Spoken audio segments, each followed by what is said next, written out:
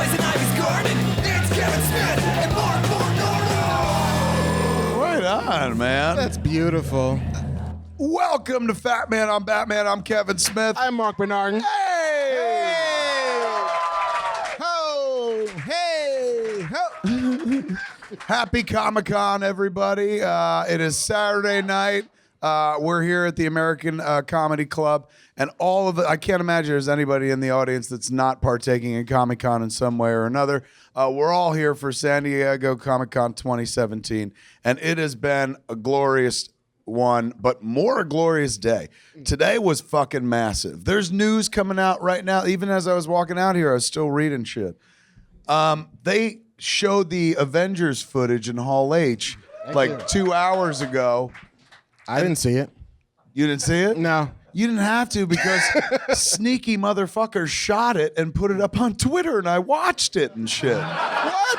Yes. That's the beautiful world we live in. I didn't have to wait in a line and shit like that. My kid was begging me today. She's like, take me to Hall H. I was like, are you fucking kidding me?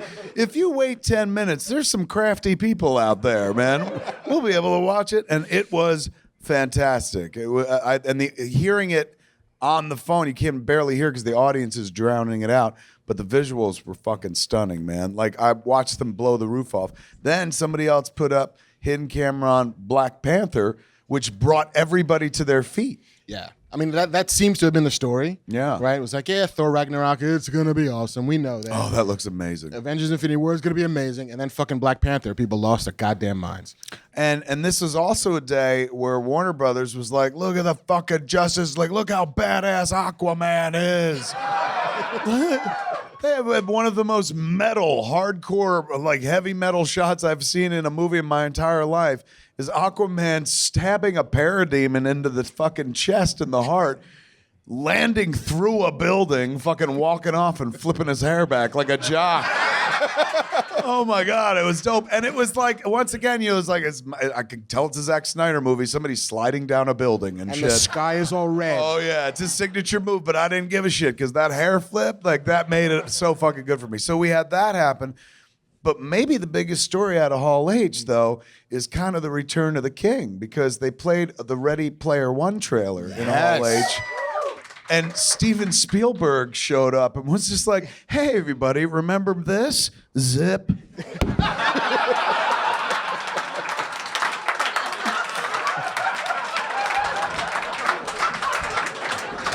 Fuck your superheroes.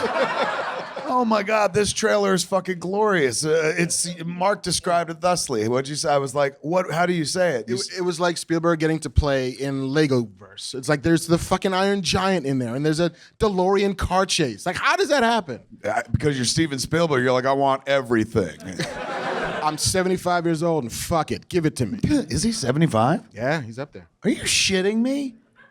Fuck, dude, man. I watched that trailer and I was like, this looks like it was made by some young buck with vision. He's fucking 75, man. He's like, look, kid, I'm looking backwards at this point, so much so that you at 46 are a kid. That movie looks like it was made by somebody who's at the top of their fucking game, the prime of their life. And I'm certainly not saying like, oh, I've fucking discounted Spielberg ever, but he's been lately doing historical dramas. Yeah, he and like seemed weird fucking kids movies that nobody wants. Yes, like he seems to be in his Tusk phase, where he just wants to do the shit he wants to do, and he's like, if they come along, great. If not, hey man, I'm having a good time. And then remembered like, oh fuck, people pay money for this shit, and then suddenly came back with a movie that is incredible. Like that won my heart instantly. And yes, of course, there's elements of like, look, it's the fucking Iron Giant. Look, it's the fucking DeLorean. Yes, he's playing with IP, and that seems delicious. And we know, if you know Ernest Cline's book, how deep that goes. And if you're a guy whose name is in Ernest Cline's book, you're sitting there going, I hope they fucking keep that in there, you know. But it looks glorious, man. It looks like it was made by somebody who's like, I have something to prove. And that man has nothing to prove, but he's come back to reclaim his throne. When did it say it's coming out? 2018. Fuck, that's too far away, man. I'm sorry. Everything's 2018. I'm sorry. You know what? We dove right the fuck into it without even any foreplay. It's like we went right for the clit. Hey, everybody. Sorry, man. We didn't even ease into that conversation whatsoever. But that was just right at the top of my head because it's in the buzz. I feel like Ben, how's your Comic-Con? I'm good. I feel like I need to disclose something at the top. Disclose away. Before I left LA to come down here, I got a box. I got a Loot Crate box, as one does when you actually pay for that shit. And inside this box was a pair of underwear. And on this underwear is your face. Yes. I'm just trying to get as close to your dick as I can. I mean, and right now you are because I'm wearing your fucking underwear tonight. That's friendship, ladies and gentlemen. What's amazing is you now have the ability to like control my body and shit like that. So if you put your dick right against a picture of Silent Bob and shit, and you get a boner, you'll make me thin. What you do with the boner after that's up to you. Weekend at Bernie's. They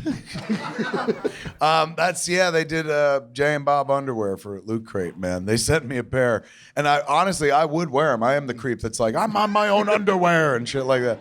But they sent a pair that was like, I could get a leg into this, and if I put anything more, my wife's gonna be like, I'm leaving you. You know, seeing me poured into that. Hard pass. What have you been doing all throughout Comic-Con? Did you do any panels? I did a couple panels. I did like an Image Comics panel. How was that? They're celebrating 25 years. Everybody's got 25 applaud, years. motherfuckers. Like, it is Comic-Con, and those are comic books. Yeah, I did 2 comic book panels, both in support of this book that I wrote called Genius for Top Cow. Aw, you guys are adorable. And then Mark's family's here, ladies and gentlemen. We love you, baby. Leroy, is that you? And then I moderated the Lucifer panel today. Oh, fuck. Are you a fan? Do you watch the show? I'm not non-fan, but I've never watched the show. I am a fan. I read. We've never really talked about it. It's not a secret, though. You're like, I have many interests. Like, there's lots of other things we've never talked about that we won't also. Good point. But yeah, like Warner Brothers asked me to do it, and I watched the show, and I'm a fan. And why the fuck not stand in front of 2,000 people and ask dumb questions to TV stars? If you could be any demon, what demon would you be? I get paid for this shit. I have been on the IMD boat. IMDb has a boat that they brought down for the second year, and we've done interviews there. I've been interviewing people for IMDb. Did it at Sundance as well. They don't let me make anything anymore. They're like, you talk to the talented people. And so that's what I do. So on the boat, man, I get to see everybody that comes through. And then a lot of people that are doing interview fucking grinds inside like to actually get out and get some fresh air and stuff. So I did that Thursday, Friday, and then Saturday. And mostly it's like you're shooting pieces and then they're editing them real fast and then they throw them right up on the IMDb. But Saturday was a live show today. Ooh. And so, yeah, it was fun. It was just like, we got everyone, there's electricity in the air. They were live streaming it online. It was on Twitch and on Twitter as well. I think there's a couple million people streaming this thing, and they sold advertising, so you got to keep it on the clock and shit. Felt like doing a live show, felt like doing a live TV program and stuff, and had all the trappings of it and stuff. The production value looked fantastic. So we're doing the live show, and there's a series of people coming on, and there's no breaks between each. Sometimes you can run a clip package or something like that, but generally speaking, they're coming through. One of the first people we spoke to, Liam Cunningham, who plays the Onion Knight. The Onion Knight, Sir Davos in Game of Thrones. He was absolutely fucking lovely. And then after we chatted for like 12 minutes, I threw to a clip package, and then he fucked off, and they brought in more people and shit. And then I talked to them, they fucked off, so forth and so on. So 2 people that came in during the live show, Peter Capaldi, Doctor Who himself. Ooh. Yes. And Stephen Moffat. Huh. So Stephen, of course, has been on the show for a while. He did Sherlock. He's off to do Dracula. Not like this minute. That's not why he left Doctor Who, but like that's where he's headed next. But he's been with Who for quite some time. And so, during my intro, I was like, hey, welcome back to the IMD boat. I was like, part of the fun of this job is getting to meet the people that make the stuff that you love, the stuff that moves you, and be able to tell them how much you love their work, man. Here are two people, I could barely just spit it out, man. I was so excited. I said, give it up for Peter Capaldi and Stephen Moffat, the Who Boys and stuff, and everyone's applauding and stuff. And so right away I launch into, the only way I know how to do that job, interview people, is just like, here's my story. Now you tell me yours. And my story is usually about how they've affected me or what they've done that's wonderful or something. So I launched right in, and nothing prepared, just like launched right in. I'm like, one of my favorite hours of television program ever produced is an episode of Doctor Who called School Reunion, where Sarah Jane Smith comes back. And it's set as the school K9 comes back. I was like, it's such a beautiful piece of programming from top to bottom. I've watched it so many times. Sometimes I just get blazed and watch it over and over again. I was like, it's just such a perfect 1 hour piece of programming, man.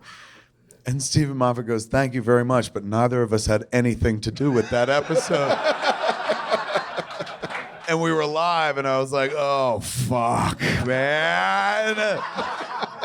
And I knew, of course, Peter had nothing to do with it, but I thought Steven was on at that point. But he's like, no, that was right before me. He's like, then I came out of the show. He's going, but it felt good to hear how much you love somebody else's work, And so that was a pity fuck comment right there. Oh my good Lord. But that was really my only kind of misstep and whatnot. When you're talking to as many people as you're talking to, as fast as you're doing it and stuff, you hope that you don't fucking step in shit by just saying something like, oh my God, I hated that fucking movie you made once. And oh my God, Instead, you just try to approach it with real and honest and whatnot. That was the one speed bump I hit where I was like, fuck, man, if I had just spent the time looking up the information, if I had just gone to, I don't know, the fucking IMDb, might have spared myself that humiliation and embarrassment and stuff. But it was also great. I mean, the whole thing was fun, and I had a good time doing it.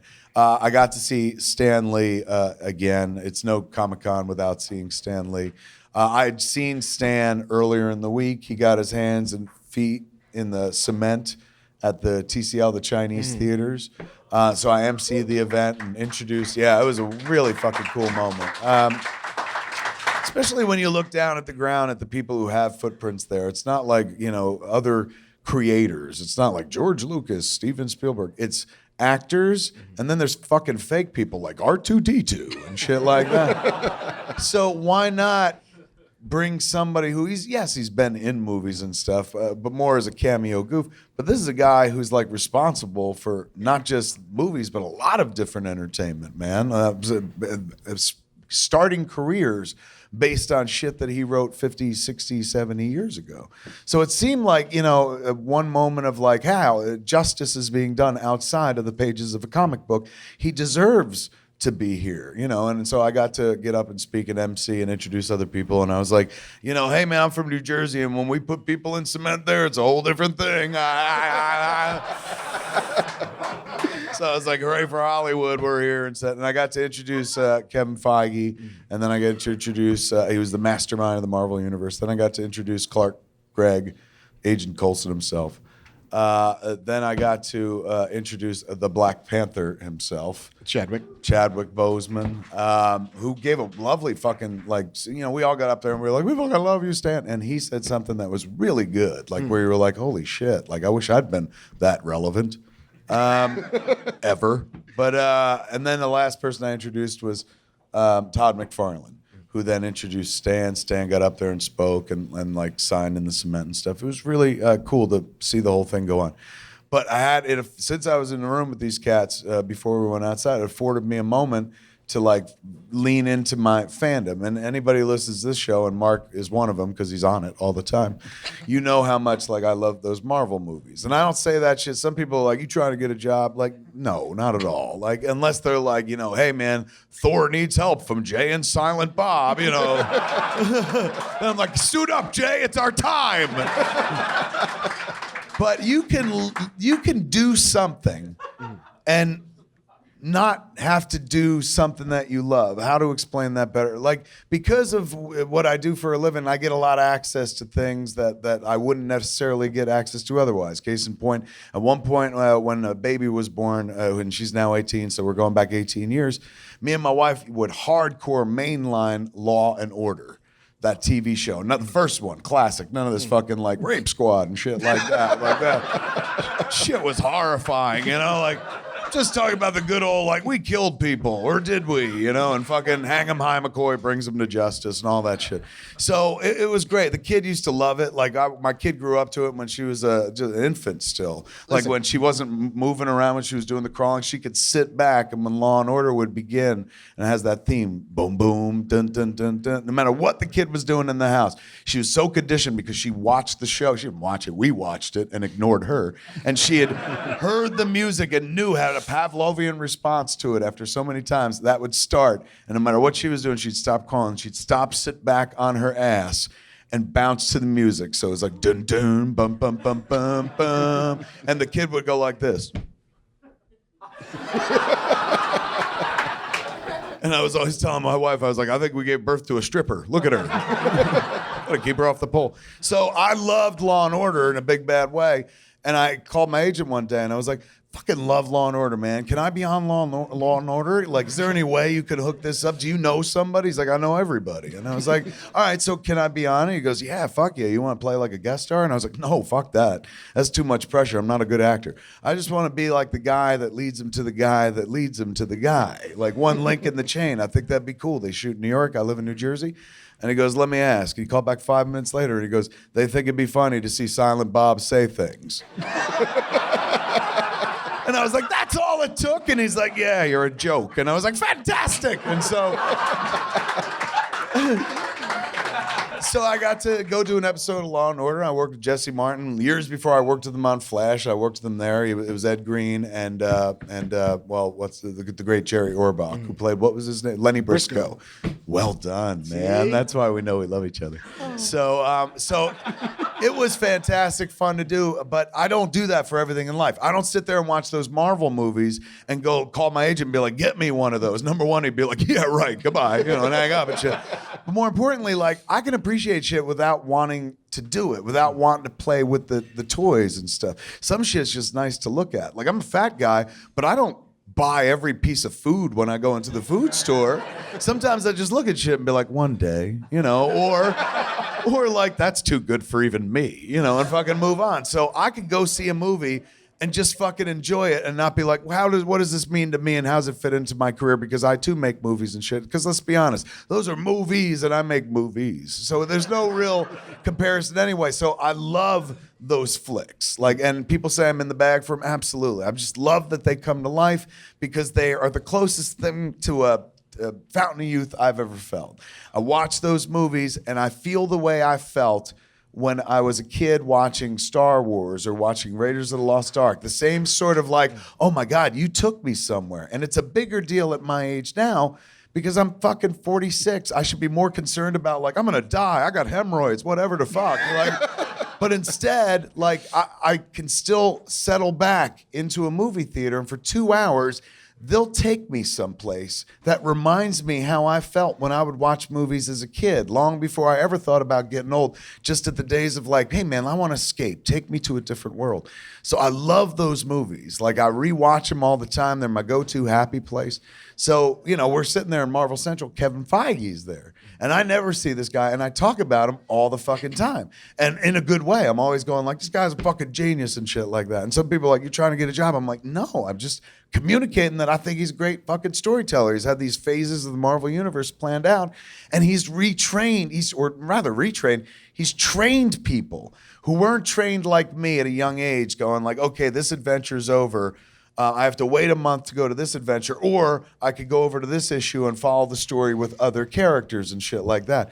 They do that to my mom now, where my mom's like, oh, Tiger, did you know that Ant-Man and the Wasp is coming soon? And I'm like, how the fuck do you know that? And, she's like, I stay after the credits, and stuff like that. So they've trained a nation of people to consume movies the way I was trained to consume comic books. Like, yes, this adventure's amazing and satisfying, but guess what, man? Stick around. There's going to be more and stuff. So they make me feel young again when I go to those movies. I see this guy. He turns around and he goes, and I didn't even know if he remembered me. And he goes, "Oh, Kevin, long time no see."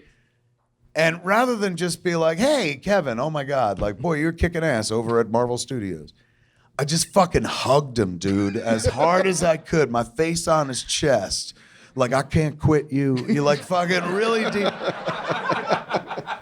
And then I held it uncomfortably long.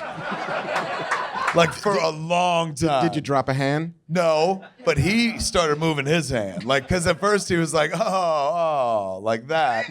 Like, oh, that's a sweet thing. But then it turned to like, because I'm not holding on. And finally he had to give me the pat like this, as if he was my wife and I'm eating pussy. Just like, you're done, killer, you're done. And I let go and I was like, oh my God, dude, you're my favorite storyteller working right now. I was thinking about it the other day, like the way you've put all these movies together and the way like I can fall down the rabbit hole. I just rewatched Iron Man recently, which then took me through the entire Marvel Cinematic Universe again. Because I was like, oh yeah, what happened next? Oh yeah, what happened next? So anybody that can make me feel that young at heart and shit, knowing what I know and knowing that I can see the strings and know how that shit is done, I'd take my shirt off for him, but it'd terrify him. But that's the highest honor I could give somebody. Instead, I give him a big hug. He was very sweet. At first, you could tell he was like, oh, please don't ask me for a job. Please don't ask me for a job. But he could tell that I didn't care. I said, dude, you're doing the Lord's work. I said, when you get free time, come over and do an episode of Fatman on Batman. And he looked a little relieved, like I wasn't asking for a job, but I was asking for something. He's like, oh, I could do that. And he was like, I would love to. So hopefully we get Kevin Feige over to talk. I mean, I'm going to ask him for all the jobs. Is that cool? That's fucking fine. That's okay, man. I'll just be the guy watching. I would love to watch your stuff. I'd love it if they'd hire you. You're like one of the fucking smartest storytellers I know. You could break shit down in a really intelligent way. They'd be wise to pull you in. That's just me fucking doing a PS. Oh.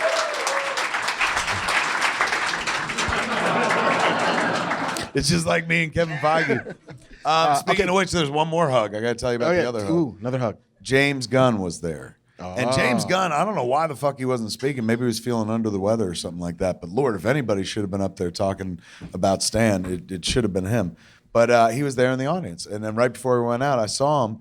And I tapped him. He turned around. And he goes, hey. And I fucking went in and did the uncomfortable hug and kept it and stuff like that. And he was more receptive about it. He's like, that's it, soak it up, bitch. Like, you know, take it all and shit. And so I got to break that hug and I said, let me tell you something. That movie is like definitely my favorite movie of the summer, and it may wind up still being my favorite movie of the year. I said, I sit around in my car and I listen to that soundtrack over and over for Volume 2, and it reminds me of wonderful scenes in the movie that I fell in love with in the theater, so much so that I went to see it 3 times. You know how many things I go see in a theater 3 times? I didn't even go see fucking Yoga Hosers in a theater 3 times and shit like that. So he was like, oh my God, thank you. And then I went on stage and did the rest of it and shit. And then after it was done, we were all going back in and James was coming in again. So I was like, so anyway, man, I fucking loved when, and I went right back into the conversation and got to talk about specific moments that I love. And that's what I love about doing what I do, the byproduct. Like, you know, I know some people got into the media game or filmmaking game, and they like different byproducts. Some people like the parties and shit like that. Like, I love the lifestyle and shit like that. I love that it's given me access. Like Megan Clerks, all these years later, has given me access to the point where I can tell somebody whose work means something to me, rather than just do it on social media and hope they read it face to face so they can see the profundity of the statement and be like, I fucking love what you do. It is pure fucking magic, man. Like, that's the joy of being me. Not that like I get to make goofy movies nobody likes. It's more that I get to fucking meet people that I love and say that. I don't have to carry that around and shit. And I don't have to write it and throw it in the ether. And you know what happens. If I were to just write that online and post it to somebody, then I'm getting into an argument with a bunch of motherfuckers who are just like, you're wrong, you fucking piece of shit. Fuck your heart, eat it, you know, and shit like that.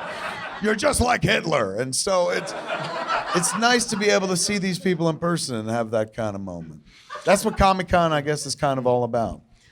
2 things. Yes. I would not discount the joys of watching Ice-T wrestle with sex crimes. So, like, he sniffs panties? Yes, Ice-T, he sniffs panties. Like, he gets off on it? Yes, Ice-T. Like, that's all that fucking show is. It's like Ice-T coming to grips with awful shit. I can't like believe a you held 4-year-old. on to that long. You were like, yeah, I can't wait till he shuts up. I'm going to talk about how fucking good Ice-T is on that show. You just wait, you motherfuckers. You were just staring at my Ice-T going, I'll remember. And like Comic-Con for me, this is my 16th Comic-Con in a row. Yeah, I know. Like, my Comic-Con attendance can now drive. And like every time I come, my brain is like, hey, you're still 28, right? You can absolutely do this like a 28-year-old. And by Friday, my body's like, fuck you, no. And by Saturday, like my knees are powder and my spine is fused and I'm like hobbling from place to place. And yet I still feel young as when the world was new. It is, well, the problem is you fucking mix booze into Comic-Con, man. I know. Like I'm drinking iced tea. I mix weed into it. Believe me, that's the only way to survive it and shit like that. But booze takes a lot out of you, man. We on the boat. I'm gonna name drop again. On the boat today, the folks from Rick and Morty. So Justin was there and Dan Harmon was there, and so Dan Harmon at one point, like, you know, because I'm a pretty cheery person and stuff, and you know he's fucking studying me, and he goes. He's listening to everything I say, and he's just like, why? He's going, but you're not bitter or anything like that? Or he's asking a question. I was like, no. And then at one point, I said something about weed.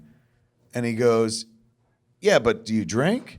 And I said, no, I just smoke. And he goes, oh, that's what makes sense. And I said, why? And he goes, I was trying to figure out why we're the same age, but my beard is gray and yours is not. And he's like, it's booze is the difference. And I was like, oh, I guess I hadn't thought about it. I got to fucking fan out on those cats as well. And just talk about like fucking deep cuts moments and stuff. Oh, it was fucking beautiful. And you know what was even nicer? Sometimes you tell people like your favorite moment of something they've done and you trip their wire where they're like, that is actually one of my favorite moments. And they tell you more fucking information. This is, if you've ever watched Rick and Morty, remember the Unity episode? For those that don't follow it, it's a genius show. Give it a shot and stuff.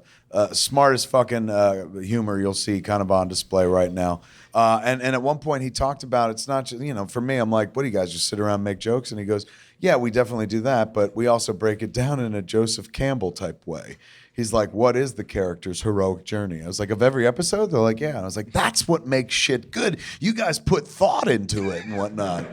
That's the missing ingredient and stuff. So in this one episode, Rick of Rick and Morty fame, he runs into an old flame who is essentially a Borg, assimilated Borg. Essentially, Unity is a bunch of people. There's one identity consumed by a bunch of people, so she can change personalities and human bodies in dealing with them, and it basically becomes like a fuck fest for the whole episode and shit like that because she can be anybody and everybody. So he could fuck 20 people and it's still Unity and stuff. They take science tropes and they really fuck science fiction tropes and really fuck with them. But at the end of it, like it wouldn't work anymore, and her friends were keeping him away from her. It's just like, you're not good for Unity and stuff. Just like he was a bad boyfriend because they had really great sex, but everything else was terrible and stuff. So at the very tail end of the episode, he's talking to his family like, what about Unity? He's like, we shouldn't be together and stuff. Some people aren't meant to be or something like that. He goes out into the garage and fucking they play this really fucking like sad, depressing song and shit, which is a great song too, but it's really fucking somber. And he creates a form of life. He pulls out some protoplasm, puts some juice on it, and creates life. And this thing comes to life. And as you're watching it, going like, "What's going on? Like, is he trying to build a friend? What's the story here?" Then he builds another piece of equipment and shit, and puts the thing right under it, and pulls a lever, and it destroys it. It fucking incinerates it. And then he changes the bulb and puts it in, and he's about to incinerate himself the same way. He's tried it out. He created life. This dude's so desperate to feel something. He created life and then destroyed it right in front of himself, and now he's gonna fucking take his own life. And just before the fucking laser goes off, he's drunk, so he passes out, and it misses him and shit. And then he lays there on the desk and in the garage. They pull out wide, and then you see like his son-in-law later in the day just kind of weed whacking on the lawn and shit. Like nothing major just almost happened in the other room. It is fucking profound. It's a very funny show. I'm not doing it justice, obviously, but it's a really deep moment in a very fucking funny show. So I was talking about that, and he's going, I love that scene. He's going, what I always saw that scene, because I was like, that's dark, dude. That's like some of the darkest shit I've ever fucking seen in my life. He goes, what makes it even darker, he's going, when we came up with it, he's going, that thing that he created and then destroyed, he was destroying, this is fucked up. He was destroying across every dimension that ever existed. So he wasn't just killing it there, because on Rick and Morty, they could pop to different dimensions. He was destroying it throughout the universe. And so then he was trying to do that to himself, but failed because he was miserably drunk. And he was like, that's one of my favorite things. And I'm like, oh my God, man, that is so fucking metal. Being able to talk to the creator and find out little tidbits like that, like fucking in a fair world, that would get me laid by my wife and shit. But I walked by the boat today and I saw you talking to Mike Coulter. Yes. I hate that fucking dude.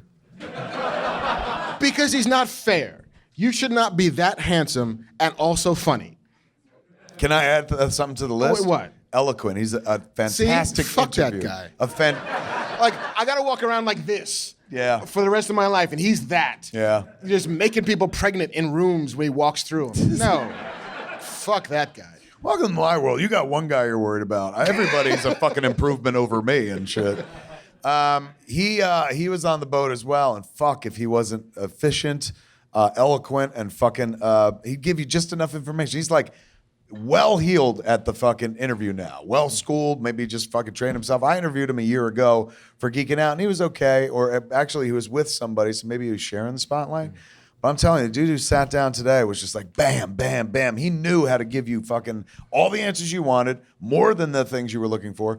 Content that was all like, fuck, that's a soundbite right there and stuff. It was, for a guy who talks for a living and tries to get other people to talk, you appreciate people that can succinctly make a point or make a point at all. You know, some people you talk to and you're like, how do you feel about that? They're like, good. You know, and there's nothing there, and you gotta go, okay, on to the next thing. You ask Mike a question, he can deep dive for minimum 2 minutes, man. You can catch your breath and then go into the next question. And easy as fuck to look at. Last year when I was here, I was working for the LA Times, and he came into the video suite for the Times, just fucking swanned in like Luke Cage. And there was a woman like 9 months pregnant, like just checking people in, and he walks over, like lays a hand on her belly. He's like, what are you, like 8.5 months? And she almost took her shirt off. She was literally like, let's do this right now. Like, there's room for two. Come on. Sweet Christmas.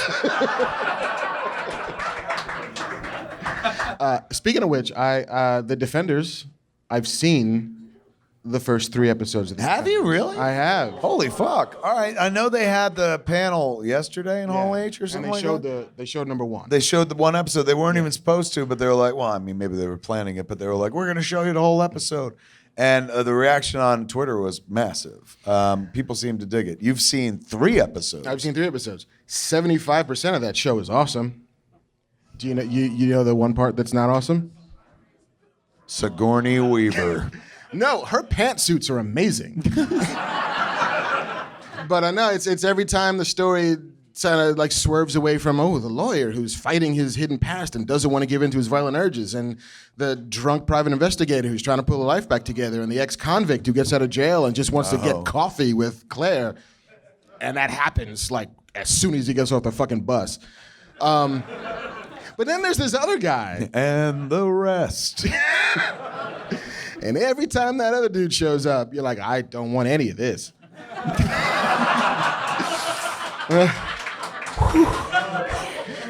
You made it through all of Iron Fist, didn't you? I did. I did too. It took some doing. Yeah, it took a minute. It took a minute. I wasn't like, by the end of it, I wasn't as some people were like, come on. And I was like, hey, man, we got an Iron Fist. We're on our way. We're one step closer to the Defenders. And there's some cool shit in there. Colleen Wing was really fucking cool. Seeing Claire get a lot more screen time was really cool. I'm a big Rosario fan. I'm not supposed to spoil anything because the embargo is like the 24th of July. But that's what, like Monday? Yeah, you're good. All right, so fuck it. We're fine. Yeah. And I'm not going to go deep because you don't want deep. Mark never does. He's a just the tip kind of guy. I'm surface area. I'm not digging tunnels. I'm just... but there's a scene at the end of episode 2 where it gave me a thing I didn't know I wanted as bad as I wanted it, where Luke Cage beats the shit out of Iron Fist. Oh, really? Yeah, it's kind of awesome.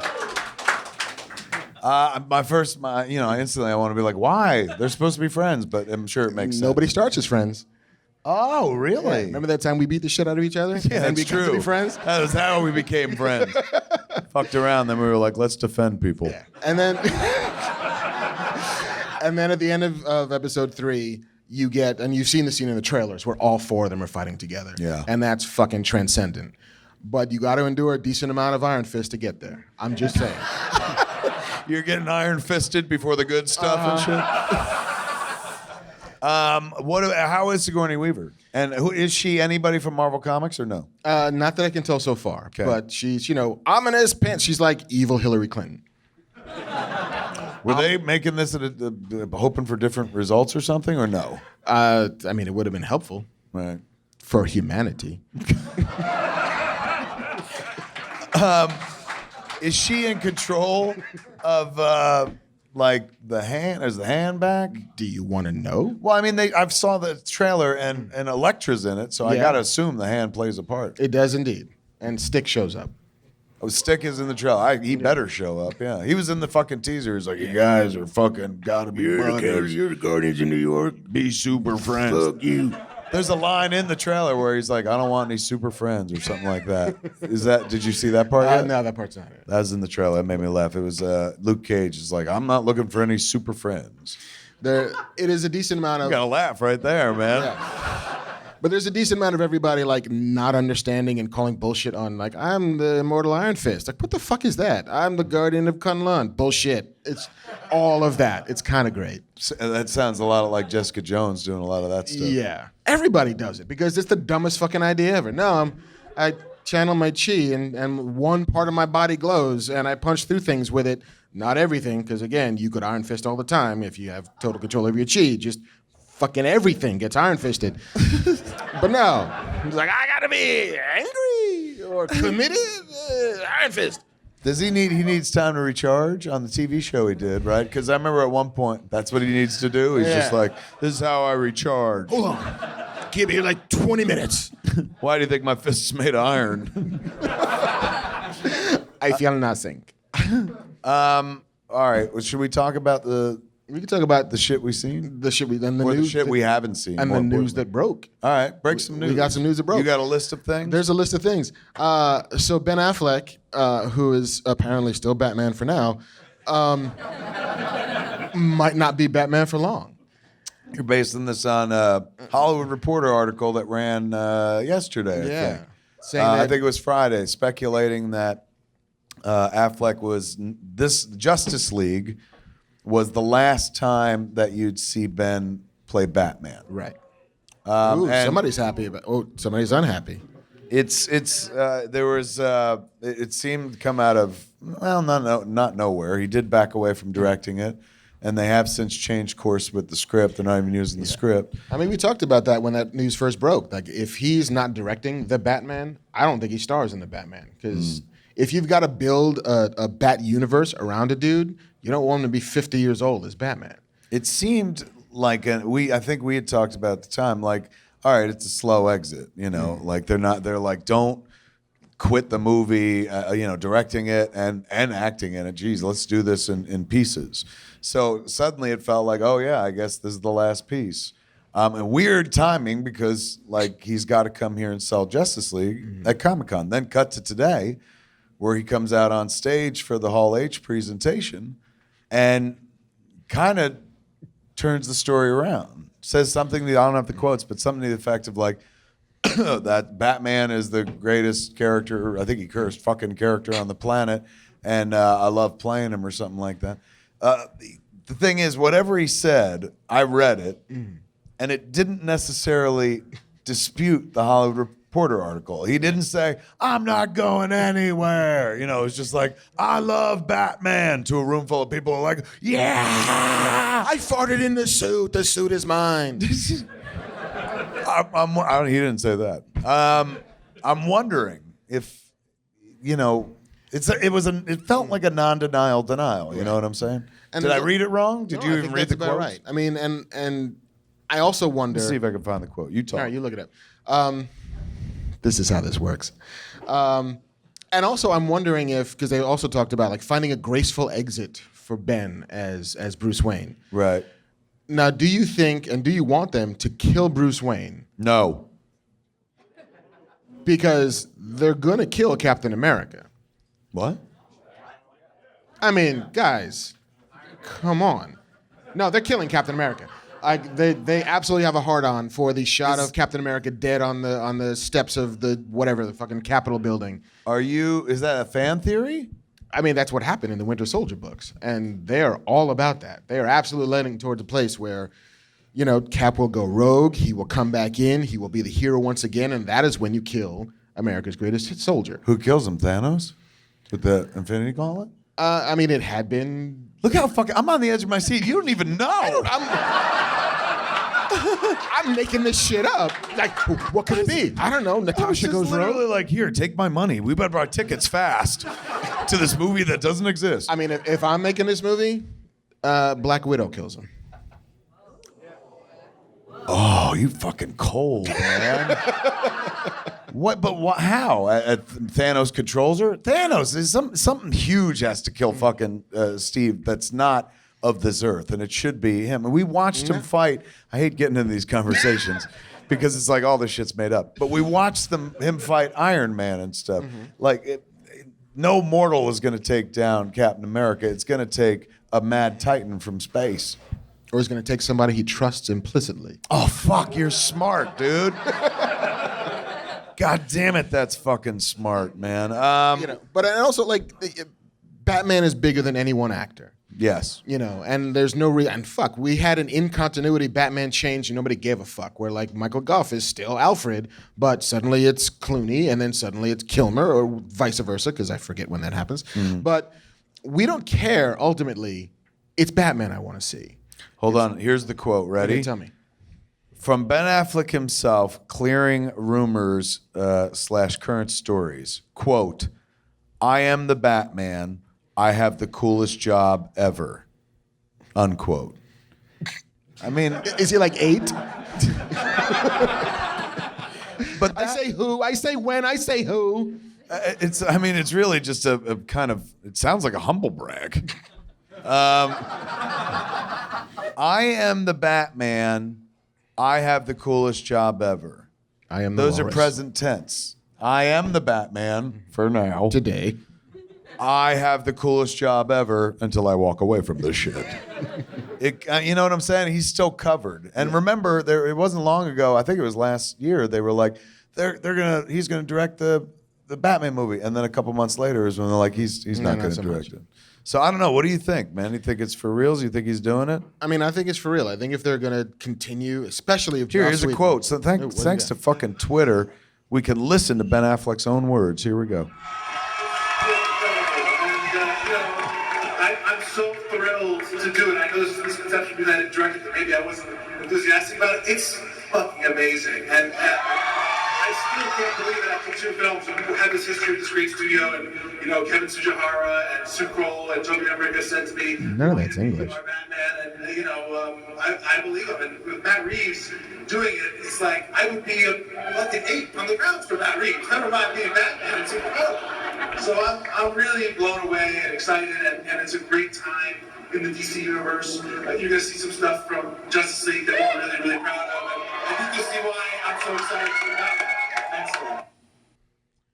I mean, honestly, like that's not like I'm fucking locked and loaded. They're gonna have to pull my fucking dead ass out of the bat cave.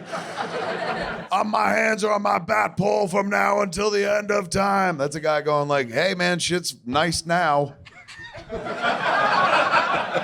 Sure is nice to be here. You know, I don't know if there's, I don't know. We'll see. That's a story to if watch. Joss is building a Bat universe around Batgirl, and you're going to have the Gotham City Sirens, and you're going to lean into all this, Yes. I think you start over. I think you start clean, you start fresh, you make a whole new fucking thing. Do they even have to do anything? Like, I mean, just change. If you're going to change a Batman, Yeah. and just keep moving Just forward. another dude. Like, if Bond can do it, then Batman can do it. And then make a joke about it 2 stories down the line about, like, you know, how, remember Martha? Shut the fuck up. You know, move on. What else? What else is in the news? Well, DC also named a bunch of movies in their extended universe. They gave some titles. Here's what's happening for sure. Really? Yes. Okay, I'm going to read. Suicide Squad 2, we knew. The Batman, we knew. Shazam. Justice League. Shazam, that happened. I mean, there was a bunch of stories that ran, I think, on Thursday, I think. We had Annabelle Creation on the boat. And the director of that is David Sandberg. Mm-hmm. And right before the interview with him, somebody was like, I hear he might be making Shazam one day. And I was like, oh, that'd be fucking funny.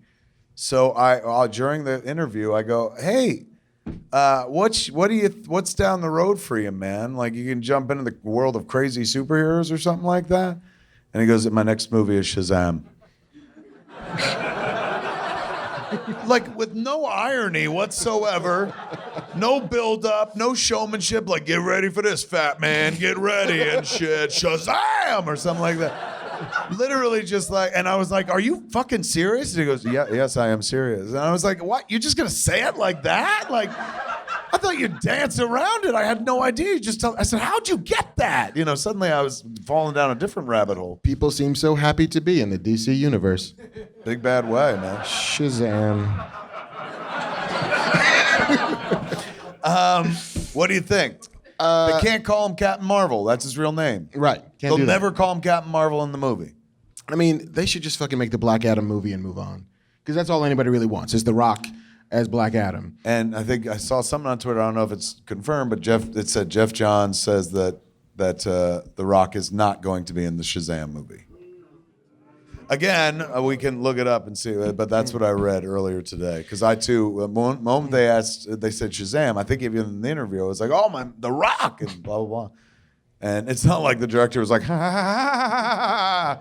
He just didn't really say anything. So maybe they're like, Jeff is, going, hey, before everyone gets excited, we're making Shazam, not Black Adam. But you're absolutely right. Everyone wants to see that. So Justice League Dark, apparently they're still trying to make. Why not just look, instead of waiting, why has he got to be Black Adam? Why can't he be fucking Captain Marvel? Why can't he be Shazam? He could be. I mean, fuck it, I'd do it. Make him Shazam. I wouldn't be Shazam. No, you don't want that. I was like, nobody wants that. Nobody wants that. Shazam, I'm a middle-aged man. I love comic books. And then I'm a little white kid. This is weird. That would be an interesting movie, man. Wouldn't it, though? Yeah, the wizards give a little white kid power to turn into you. Do you want to also not be able to catch a cab? Come on, kid. Yeah, but then you can solve that problem. They're like, I can't catch a cab. Shazam! And you're a little white kid, and taxi! And they post But I got no money as a little white kid. Oh, shit, you're right. Well, when they stop and shit, then you're like, Shazam! And you jump in the cab real quick. Like, tiny and privileged, giant and Target. That's the way that works. You down for a Shazam movie? How do you feel as a comic book purist? I did see some people on Twitter grousing about, come on, man. If you can't call it Captain Marvel, it ain't Captain Marvel. They can't call it Captain Marvel because Marvel has a character called Captain Marvel who showed up today. We'll get to that in a minute. But you can't do the DC movie under the proper term. I feel like they're giving us DC movies just to give us DC movies. I'll take them. I don't give a shit. I'll take them, but is Shazam? That's like, I think they're giving us blowjobs just to give us blowjobs.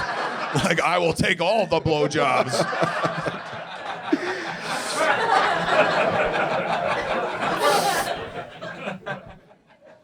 I'm just gonna let that sit there for a while. just hang in the air. What else did they announce? Justice League Dark, which wait, so that's gonna be a feature? No.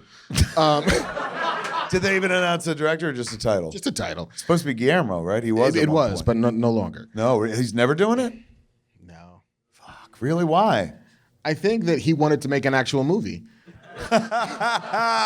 Oh, you bitch. Batgirl, which we knew about. So, just Batgirl? Just Batgirl. They didn't give it a title or anything? No. It's just flat out Batgirl. Flat out Did they bring out anybody? Like Whedon there? Or no, Whedon is still in London reshooting. What is he? If the Justice League is here, what the fuck's he shooting? He's sitting around going, "Where's everybody?" This is a dark sky. He's shooting.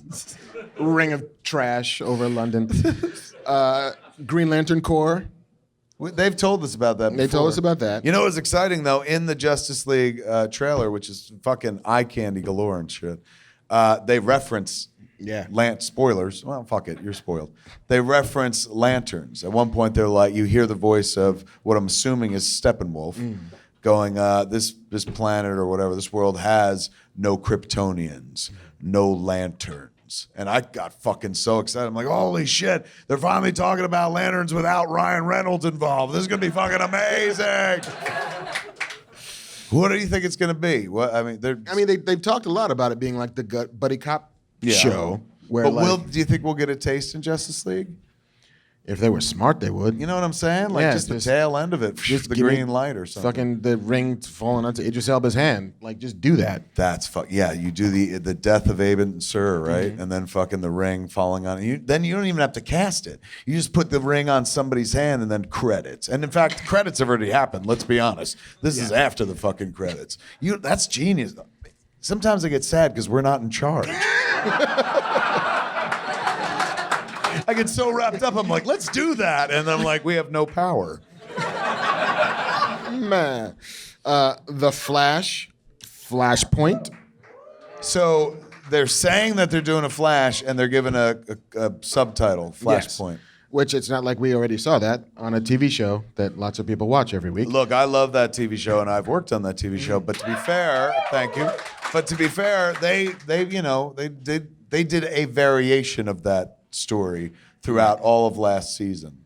But if you're telling me we're going to do Jeff Johns' Flashpoint, we're going to do the Flashpoint that you watched the DC animated movie of, it's just going to have real people in it this time, then I'm definitely on board. I think it's worth doing, yeah. That's a fucking beautiful story, man. It really is. Insanely well done. And there are a lot of moments that they couldn't replicate possibly in the Flash TV show. Like fucking think about Flashpoint, you got all that beautiful Thomas Wayne stuff. If you've never followed the story, Barry Allen makes everything right. He saves his mom's life and makes everything right. And the trickle-down effect, the butterfly effect, destroys the DC universe in ways that at first are minor and then ways major. And at one point, Barry meets the Batman from this timeline, but it's not Bruce Wayne, it's Thomas Wayne, his father. The boy is killed in the alleyway, and the father lives to grow up to become an Avenger. And he's a fucking drinker, and he curses and shit like that. And if you follow that storyline deeper into the comics, the mother became the Joker. It was pretty fucking genius and stuff. I know, right? Doesn't that make you want to read it right now? You're not going to see that in a movie theater minimum 5-10 years. Do yourself a favor. Go pick up those books and read them the old-fashioned way. So if they do that, if they're doing Flashpoint, where the DC universe, they do whatever the fuck they want on the big screen, that they're going to do that variation of Batman. So it's definitely worth pursuing. Plus, I love Tom Cavanaugh, but I'll never get enough fucking Professor Zoom. I'll never get enough Backwards Flash, Eobard Thawne. So I'm ready to see that on the big screen. Here's what I would love. I would love if Ben Affleck steps away from the Batman, but plays Thomas Wayne. Yes, bitch. Fuck. Let's make your movie again, man. Fuck, that's a good idea. Why don't they have these meetings at fucking Warner Brothers and shit? Where it seems like they have meetings where they're like, you think everyone will be unhappy? They're like, yeah, all right, we're done. Maybe not that then. All right, what else? Let's jump into that Justice League trailer real quick. Features of it, moments. Opens strong, I thought. Smart, too. You can tell the times we live in. It opens all Wonder Woman. Yes, it does. Totally. So much so that if you're not somebody that follows this shit closely, you'll be like, oh, they made a sequel already. That was fucking fast, Remember that thing everybody likes a lot? Let's just do that. Here's fucking more of it. So it starts with her, which is great, and then a little button joke of her in the museum and shit with the guy going, what'd you do, Diana? She's like, fucked up people. No, she don't say that. But and then they jump into the credits, and one of the first images you see is they acknowledge the world without a Superman. Right. And they talk about Batman, the Batman or the Bat of Gotham, whatever they're calling him, not being around. And they say something like crime has run rampant in the world, like world crime, shit like that or something. I was like, ooh, that sounds metal. And so then they start slowly showing you, like, you know, we saw one piece before of Bruce Wayne talking to Diana and stuff, and her going like, I thought the Age of Heroes was dead, and he says it has to come back or whatever. And then you see the team. What's insanely impressive in this trailer, first one we saw looks like, oh, Aquaman's gonna be a good time. This trailer looks like, oh, fucking, this is the Aquaman movie. Like, this is fucking, he steals the show. There's an amazing fucking shot of him sliding down a building and shit. That's fantastic. Yeah, I think they're leaning into Surfer Bro Aquaman so hard, and I love every minute of it. Yes. Like, hey, he's dressed like a bat. I dig it. Yes, all of that all the time. Yeah. And also a very Namor take on Aquaman. Certainly not the Aquaman of our childhood. He talks to fishies. Like, this is the one that's like, he'll cut you with a fucking pitchfork, you fool. An ocean pitchfork. Also called a trident. Yeah, man, some wonderful stuff on display in that trailer. What'd you like in the trailer? I mean, I love Commissioner Gordon. I just want grizzled, angry Commissioner Gordon all the time. I still don't know what the fuck Cyborg is doing in this movie, other than it was like diversity hire, but...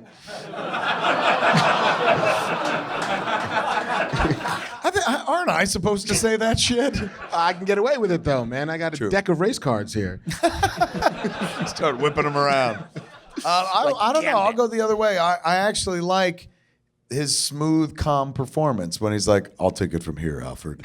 I'm kind of looking forward to, because the first time we saw this kid was his birth in like the Batman v Superman fucking stroke videos that he's watching at one point in that movie, where you see him coming alive. He's like, ah, he's in agony screaming. So I like that they've portrayed him as pretty damn calm, not robotic, but pretty damn kind of down here. Everything's right here. And well, that's what you have to do if you're a black guy in a superhero movie, right? Take it down? Take it down. Hey, Barry White it? I got your fucking Batmobile right here, man. It's all good. You'll never find as long as you live. And starring Lou Rawls as Batman. What else? What's next on the list of news? Let's see. A bunch of Marvel shit. Okay. We got that Captain Marvel. That was huge, man. Huge. Number one, they showed images of Brie Larson in the costume. Number two, they showed the D23 footage of Infinity Wars. What are they calling it? Avengers Infinity War. This one's Infinity War? And the next one is Untitled. They haven't said. Okay, Yeah. So Infinity War footage that was shown at D23, but apparently had one added piece that wasn't at D23 because nobody was talking about it on Twitter. In that footage, the Avengers footage, Captain Marvel is there. And that's nothing that I've heard about was going to happen. Which they gave out another piece of information, which then makes you go, what the fuck is going on? When they do the Captain Marvel movie, it is set in the 90s, and we're going to see Sam Jackson as Nick Fury with two good eyes. That's what they announced today. And you're like, wait, how is this possible? And then the character's also going to be in Infinity War? This is everything we learned today out of the panel and stuff. How do you think they're accomplishing that? Got to fucking with time somehow, right? Is one of the gems a time gem or something like that? Yes. The Infinity Gem? No, they're all Infinity Stones. One of them is a time gem. Maybe that's the way to do it. I think that's fucking awesome. Number one, 90s costume. That's fantastic. Because everybody wants 90s costumes. Yes. And yeah, just Sam Jackson not having to stumble awkwardly to the left. Yes. What do you think they're going to do? I mean, because we've seen Sam Jackson like for the last few Avengers films, and you only age in one direction. So if this is a movie that's set in the 90s, is there any chance that it's not Sam Jackson? No, like Sam. It's always Sam. It's always Sam. And They're Marvel, just spending a fuck ton to de-age him. They have now pioneered the art of making old men look halfway young. That's true, yeah. But usually for like 30 seconds in the movie. If he's a main character, man, that's a long time. That's a lot of shots. A lot of like the back of a bald head. Oh, good point. Fuck. You're a better fucking filmmaker than I am, man. Like, I was sitting there going, we got to spend a lot of money. You're like, no, we don't. Shoot over here. Could have used you years ago. Exciting news that they're putting Captain Marvel in the movie. But obviously, look, they've always been talking about, hey, man, Captain Marvel's coming. Hey, man, Captain Marvel's coming. But after the year of Wonder Woman, they're like, hey, man, Captain Marvel's here. No, for real. We got this. Yeah. Oh, here she is. Look at her. Isn't it awesome? So they're Marvel finally thrown in with the ladies. Yeah, for sure. And Female lead. Michelle Pfeiffer is cast as Janet Van Dyne in Ant-Man. Are you fucking shitting me? They announced that? Yeah. That's pretty damn awesome, man. And there's a scene that they played in the panel, which I would give my eye teeth to see, of Paul Rudd and Michael Pena explaining the history of the MCU to Janet Van Dyne. That's in the... That's the footage that they showed from Ant-Man and the Wasp. I didn't even hear about this. Remember that time when, like, they fought the fucking giant guy in the airport? That was cool, right? Remember that another time, little tiny spider guy? He flew fucking Queens? Remember that guy? That's what they were doing. A whole scene of that? Whole scene of that. How long was it? 2 minutes. Is it meant to be a trailer or is it from I don't think the so. flick? I think it's from the flick. So are they shooting on Ant-Man and the Wasp already? Yeah. Are they done or they're like, we're I in the think middle still of it? production. Wow, man, I had no idea. I didn't know that they were showing that. I thought like they'd come to Comic-Con and show the Avengers footage and everybody'd be like, thank you. Coming without touching themselves and shit. But they fucking came overly prepared, overly packed. Once again, it's an example of fucking like DC comes in, they're like, look at our Justice League wiener. And everyone's like, oh, that's fucking impressive. Then Marvel's like, look at this fucking monster. Open the doors in the back. Here it comes. Man, they fucking brought like just an army to a knife fight. So that's Black Panther footage. Yeah. Avengers footage. Avengers footage. TNT clip from Ant-Man. And a new Thor trailer. And the new Thor trailer, which is fantastic, and a teensy clip from Ant-Man. So that's 4 big things. And this is the end, right? Like Avengers Infinity War represents the end of Phase 3. Right. And so Captain the Marvel next one kicks off Phase 4. Are you shitting me? Yeah. So then after that, the next Avengers movie is Phase 4 as well. Mm-hmm. And they keep telling us, like, don't expect anything to be the same. And you said that you think they're going to kill Captain America. Yeah. That's your belief. That's my belief. Is it your hope? I mean, As a storyteller. as a storyteller, yeah. Like that would be satisfying. That is like if Coulson's death is the thing that initiates the Avengers, with Captain America as the beating heart, then his death would be the perfect way to transition into a completely different phase. That's where I go, because I'm a heartless bastard. Good writing, man. That's fucking. I really want to watch your Avengers movies. Well, next time you hug a dude, just drop a brother's name. Yeah, man. Truly.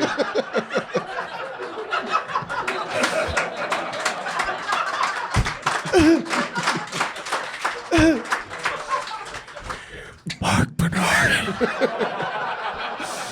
Just tickle the earlobe while you do it. Just bake it in. Fuck off me, man. You fucking whispered something in my ear. I said Marc Bernardin. What else you got? The Fox is making a standalone Doctor Doom film. This is fucking hot news to me. I think this is interesting. I think it's a good fucking idea. Number one, we know they've had some trouble. Not even the 2 Fantastic Four movies they made is 2, right? 3. Well, of that one series. It ended Just the with one. Rise of the Silver Surfer. Right. Yeah, the 2 of those, and then the I like those movies. I know like they could do something different and shit, but I liked them for what they were. Stan Lee as Willie Lumpkin is a dream come true. So I like those movies for what they are. Josh Trank had a vision, and clearly it was not in sync with the rest of the world. And they rather than go like fuck, we're going back to the drawing board, making another Fantastic Four. Yeah. They're like, look, we got to hold on to the license. If we don't make some movie of the Fantastic Four universe, we got to give all this shit back to Marvel. We got to do something. Let's be smart about this. Instead of doing the Fantastic Four again, like, how about Doctor Doom? He's pretty fucking fascinating. You could make a whole movie about him and stuff. I think it's a smart play. I think it's a good idea. And that guy, dude who did fucking Fargo TV series and Legion. And Legion as well, I trust him, man. That Fargo show's so good, I'd let that dude fuck my wife, man. So I'll definitely trust him with Doctor Doom for sure. He'd take a while to get there. It'd be a little windy. But it'd be interesting to It'd be watch. interesting as fuck. Yeah, totally. Lots of speeches. And the whole time I'd be like, I wonder if people from the movie are going to show up. And I mean, we can kick fucking Valerian while it's down if we want. What is happening? Well, I don't want to kick Valerian. It looks imaginative. Nobody else thinks so. Really? Did somebody just go boo? Somebody see it? You're like, fuck that trailer. Did anybody in the room see Valerian? You did? And? It was pretty. It was beautiful. Beautiful. But choppy. Bad editing. The two mains were way younger than everybody else and just didn't fit. The leads were too young. No sparks at all. Really? God damn it, those trailers looked fantastic.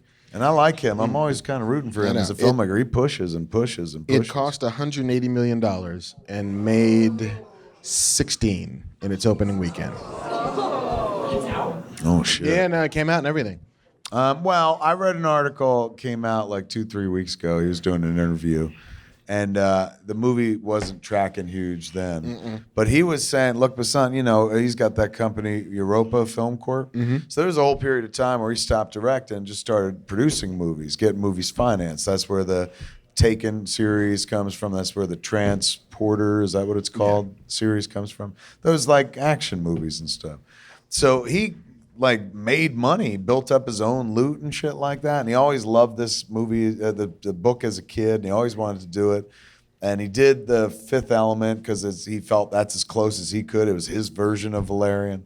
And then years later, after seeing Avatar, he's like, oh my God, anything's possible. We could do Valerian and make it look exactly like a comic book. He's been on a vision quest his whole life since he, saw it. So he hedged his bets and made sure that he was covered. He pre-sold it, like the movie, in all these territories.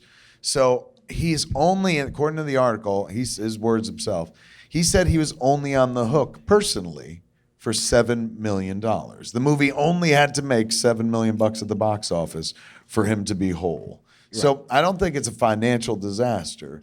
Is it? Is he fucking breaking the bank? Apparently not.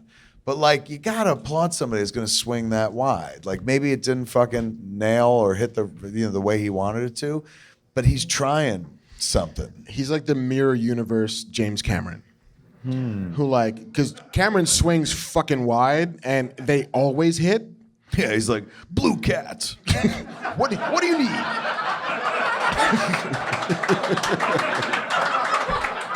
Fucking triple? Let me try that again. Blue cats who fuck with their ponytails.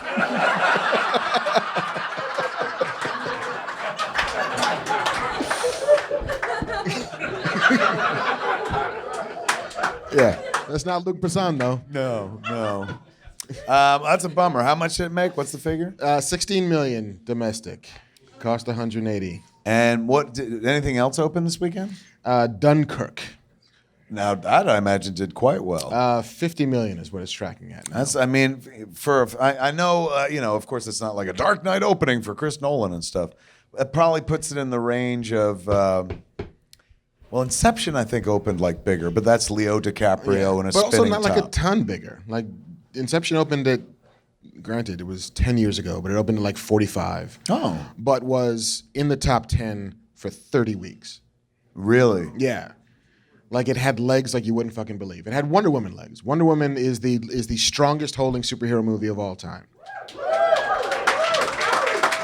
The drop from week to week is so small, and we talked about it when we first saw it. No. We were like, every summer there's a movie that comes along that just sustains, that like people keep bringing other people to go see it, and Wonder Woman was that thing.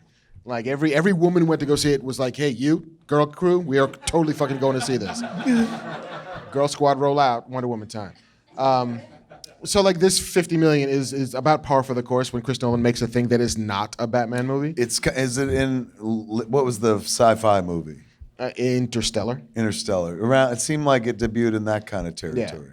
Yeah. But I'm not much on the war films, but it looked pretty amazing to the point where, I understand he's a big enthusiast of seeing a movie in a theater and 70 millimeter and stuff. He may have sold me on this movie. I saw a few people on Twitter going like, oh my God, it was like you were there. And somebody else said something that really made me want to go see it. They were like, if you thought the score in The Dark Knight was relentless, wait until you see this movie. It never lets up. So I don't know. I mean, I haven't seen a single bad thing about it. And I've never seen anybody go, it's all right. People are like, oh my God, this is what cinema is about and for. So I look forward to seeing it. And that's the #1 movie Yeah.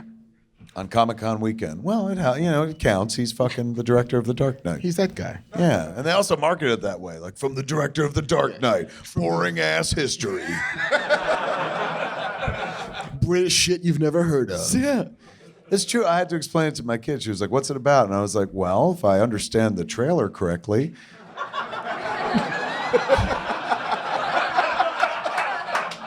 I was like, I don't know British history. I certainly I don't know World War II history at all. Or she's like, well, so what? That you understand it as well as I do? I was like, yeah. What'd you get out of it? She's like, a lot of people getting hurt, and I was like, all right, well, there you go.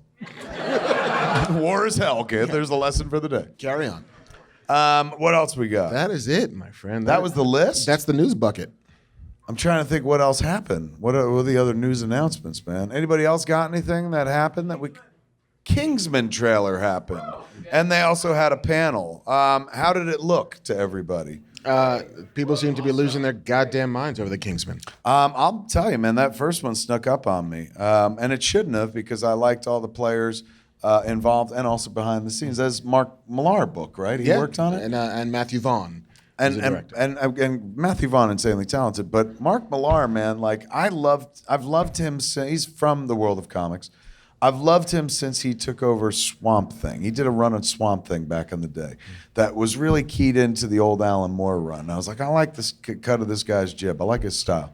So for years, like I've kind of watched his stuff, and I remember like he'd ask a lot. Anytime I met him or talked to him, he's always asking about movies and stuff. I was like, how cute for this guy. He likes movies. Good for him. This poor comic book guy, he'll never get near a movie, but good for him and shit like that. Cut to today, like he has created his own universe of films, and they're viable. You know how tough it is to create a new comic book that takes off, let alone takes off as a feature?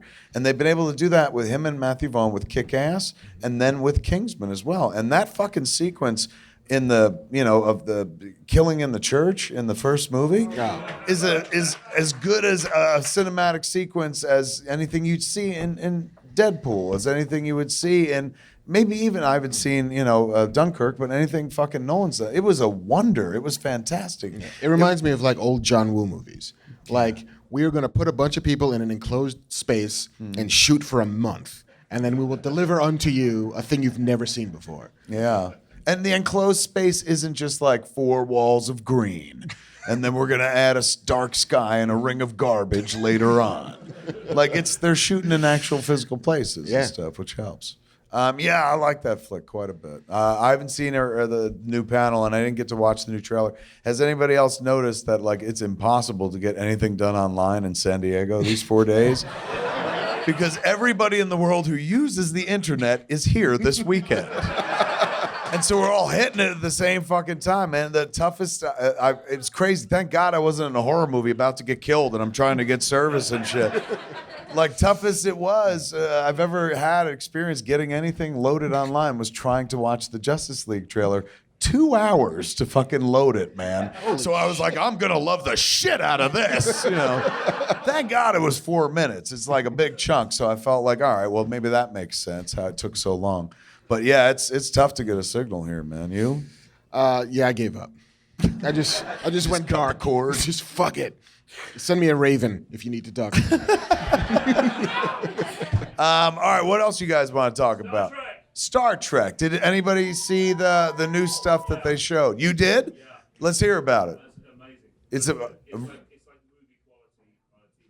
So this is the Star Trek show that's going to debut on CBS but move to the CBS app channel. This is where they start making you pay for your love of Star Trek. Yeah, it's smart. From, I mean, like, generations of social outcastdom. Yes. Now you've got to pay money.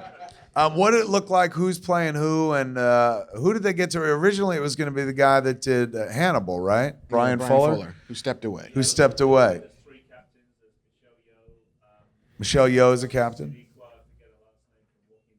Okay. Jason Isaacs? Right on, man. From The Patriot, Jason Isaacs? Yeah. I like fucking Draco Malfoy's dad, Jason Isaacs? The one white guy in the world that can pull off the name Lucius. It's true, man. It's true. He's good. I met him one night. We were in Las Vegas, and back in the day, I don't know if they do it anymore, but video was a big business back then. And Video Software Dealers Association, the VSDA. Those were the people that ordered the videotapes and the the mom and pop DVDs stores that went into every mom and pop store. A lot of people here are young, so a videotape, kids, is an old form of technology. So they would have these shows, and Miramax was in the business of like, hey man, we'll make a lot of noise. They were like the Marvel films of Marvel comics of indie film. They made a lot of noise to call attention to themselves. So Harvey and Bob understood the importance of like, let's bring these filmmakers and their titles to Vegas and have them get up and talk, and they could sign autographs and shit like that. So I did it a few times. You go out and you meet the people and stuff. So this particular occasion, I forget which movie I was there for, but apparently The Patriot was out around the same time. So maybe Chasing Amy, maybe Dogma, I forget. So we wound up having to be stuck in the same car together to go speak at this event. And he was like insanely charming and funny. And I was in total spectator mode. I wasn't trying to compete or be funny at all. I was just like, oh my God, man, I can listen to that voice all day, And everything he was saying was like dry and witty and shit like that. And he kept calling me Kevin. I liked that. I was like, this guy's fucking famous, and he's calling me Kevin and shit. Isn't that right, Kevin? I was like, it is right, British man. Like. So, I was more like, I certainly wasn't Silent Bob, but I certainly wasn't in show mode in the car. And so we get to the event and stuff, and they're like, okay, the order is this and this, and then Kevin Smith, you go, and then Jason Isaacs, you go. And so he goes, do you have anything prepared before you go up there? He goes, these things always make me nervous, but I just try to play them off cool. I work off a little script and stuff. He goes, do you have anything prepared? And I was like, no, I'll just go up and fucking wing it and say hi and stuff like that. And he goes, well, good luck, mate. And so, they're like, and now the director of this shit, this guy. And they bring me out. And once I'm in front of an audience, like fucking bang, it's like flipping a switch and shit. And I'm like total entertainment mode. So I went out and literally crushed. Like I went into the charming stories of being the guy that fucking, made Clerks and shit like that. And how to get the cat to shit on cue and whatever the fuck. And the audience like, wow, we saw Clerks. And, and so, I went out and I'm not bragging, but I fucking killed. Like, nobody expects this guy to kill. Like, I don't even know who he is. He's a fat guy and shit. But then they're like, oh, shit, he's funny. So I came off fucking stage. And Jason, who I'd spent like the last hour with in a car and shit like that, being his audience, looks at me so betrayed. And he goes, you said 5 things in the limousine. And I said, yeah, I was getting ready for my show, dude. And he goes, oh my God, how am I supposed to follow that? And he threw out his little script. He's like, I'm saying fuck a lot,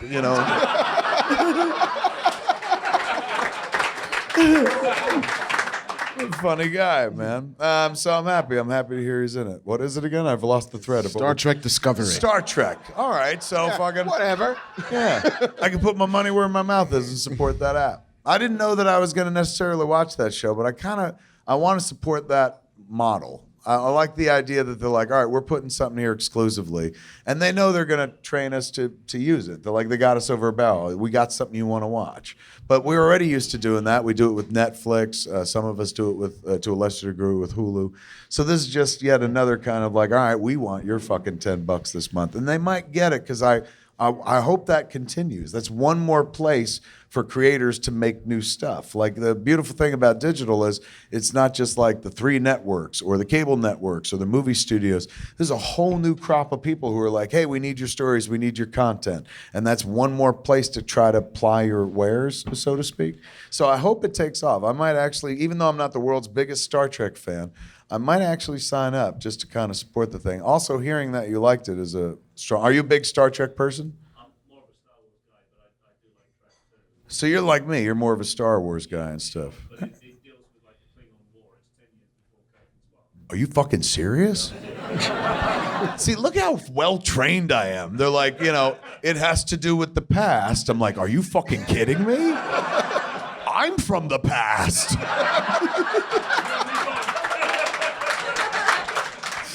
It's the Rogue One of Star Trek. It really kind of is. So this is happening how long before Kirk and Spock? 10 years. And it turns out that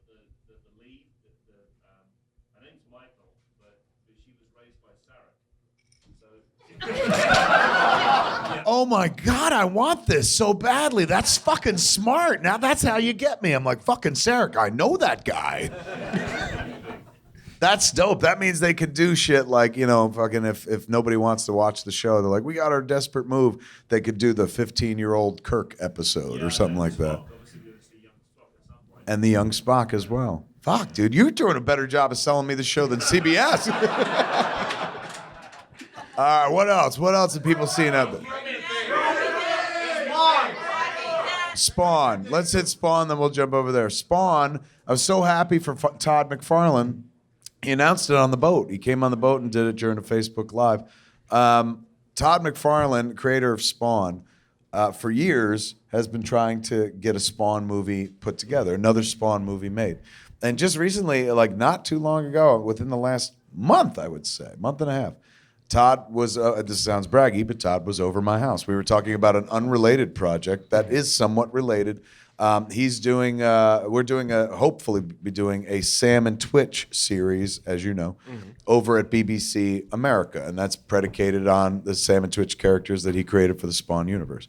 So we've spent more time together as of late and stuff. And he was over the house. And he was talking about, I'm in here in town and I'm going to go talk to a bunch of people. I'm going to find the right guy, maybe to partner up with, produce the Spawn movie and stuff. He's from Canada.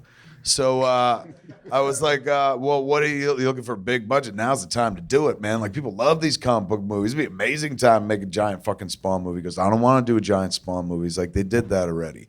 He's going, I want to make a small Spawn movie. I want to make a low-budget horror movie about Spawn. It's a movie where like the shadows pop to life and stuff. It's not about big capes and stuff. Taking it to its horror element. And he's like, I want to keep it low budget because then I can direct it. If it's an $80 million movie, they'll never let me near it. And this is my character.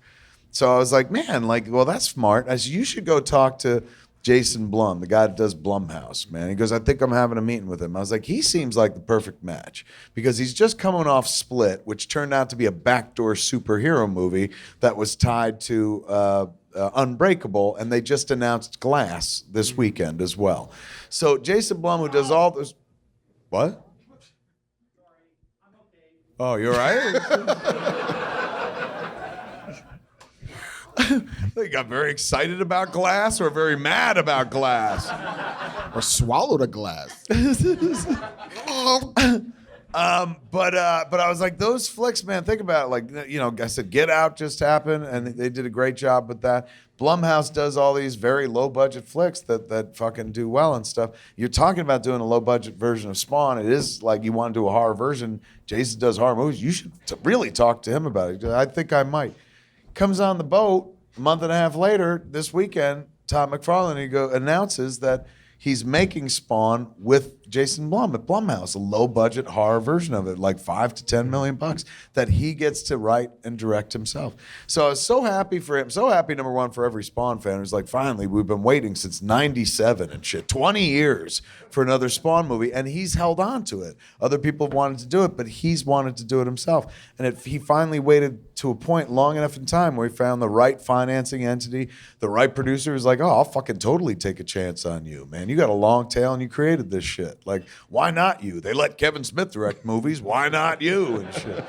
And so he gets to make a flick. Thoughts on that? I think, Hell yeah, indeed. I think Good low for budget is super smart because I honestly... Isn't it? It's really smart because I honestly don't know what the audience for a Spawn movie is. Right. In the same way that I know exactly what the audience is for a Wonder Woman movie.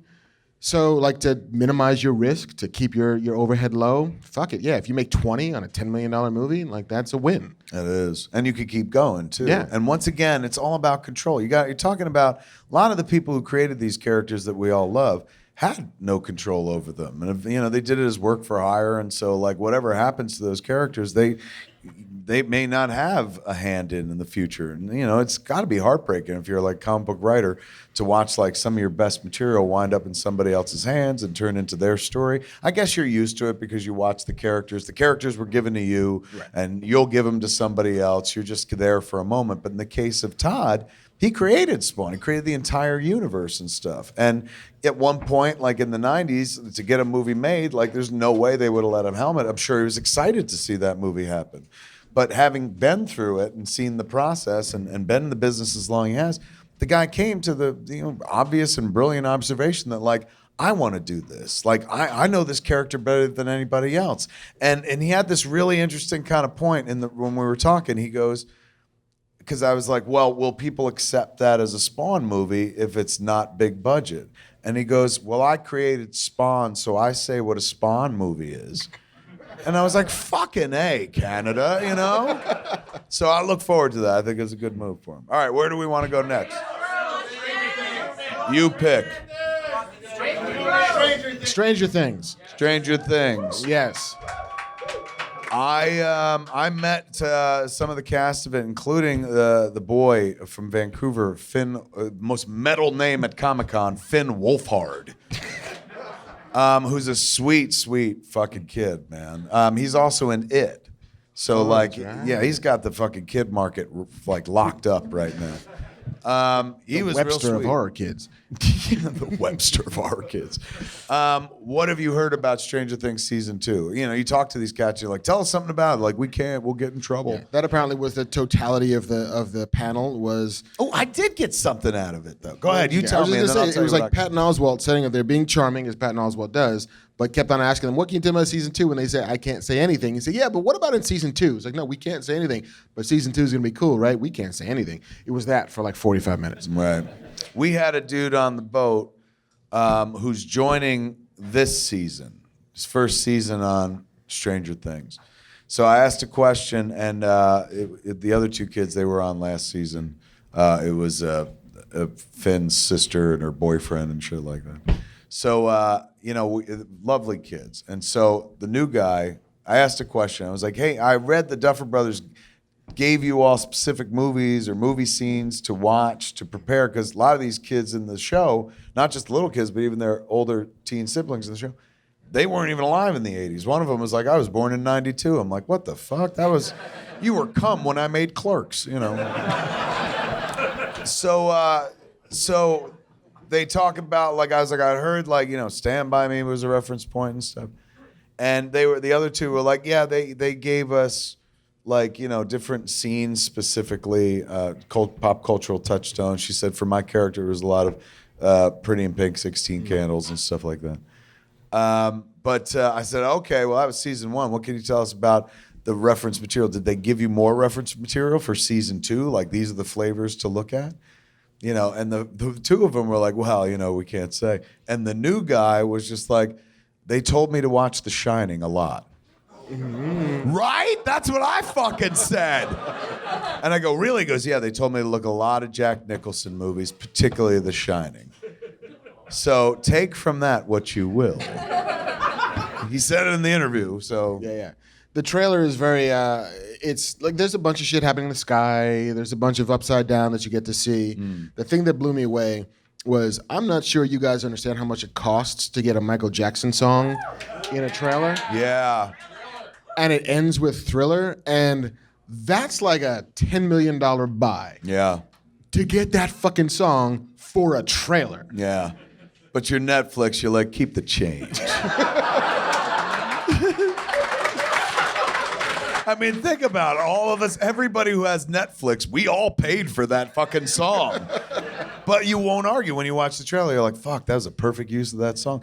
They're playing that game big time now, man, like in marketing. Used to be, you know, you'd have a new song attached to a movie that was on the radio and it was driving the soundtrack and stuff, and so it was fresh and new. Now it's a back sell. Like, you watch the Thor trailer, the first one, you know, it was the Immigrant Song and stuff like that, which you know cost a fuck ton of money, but it's Disney and Marvel, so they're like, how much you want? You know, and they just fucking give them all the money. This is a case of Netflix, who has all of the money in the world, going like, what can we do just to see if we can do it?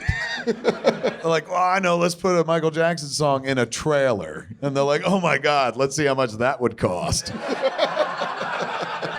How much? 10 million? We'll give you 20, fuck off.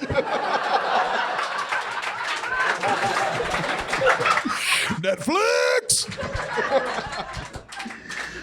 What else we got? What else did you guys see?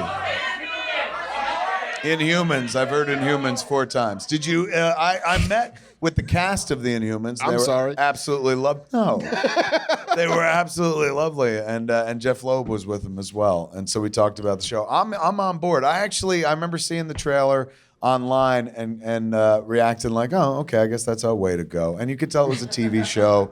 Like, they didn't have as much money as the movie theater. But when the movie versions. When I went to a movie theater to see Spider-Man: Homecoming second time, they played the Inhumans trailer in front of it. And maybe it's me and I'm an idiot, but I like to consider myself something of a visual storyteller. I thought it looked so much better. I watched Spider-Man on a big IMAX screen. I thought it looked better on the IMAX screen. It felt like it was composed for that. And some of the problems people seem to be having with it visually, and again, you're talking to the guy who should never argue for anyone's visuals or anything like that because he can't argue for his own. But to me, it looked good on the IMAX screen. Like I was sitting there going, I was probably going to watch this shit at home, but I might actually support this in the theaters. You? No.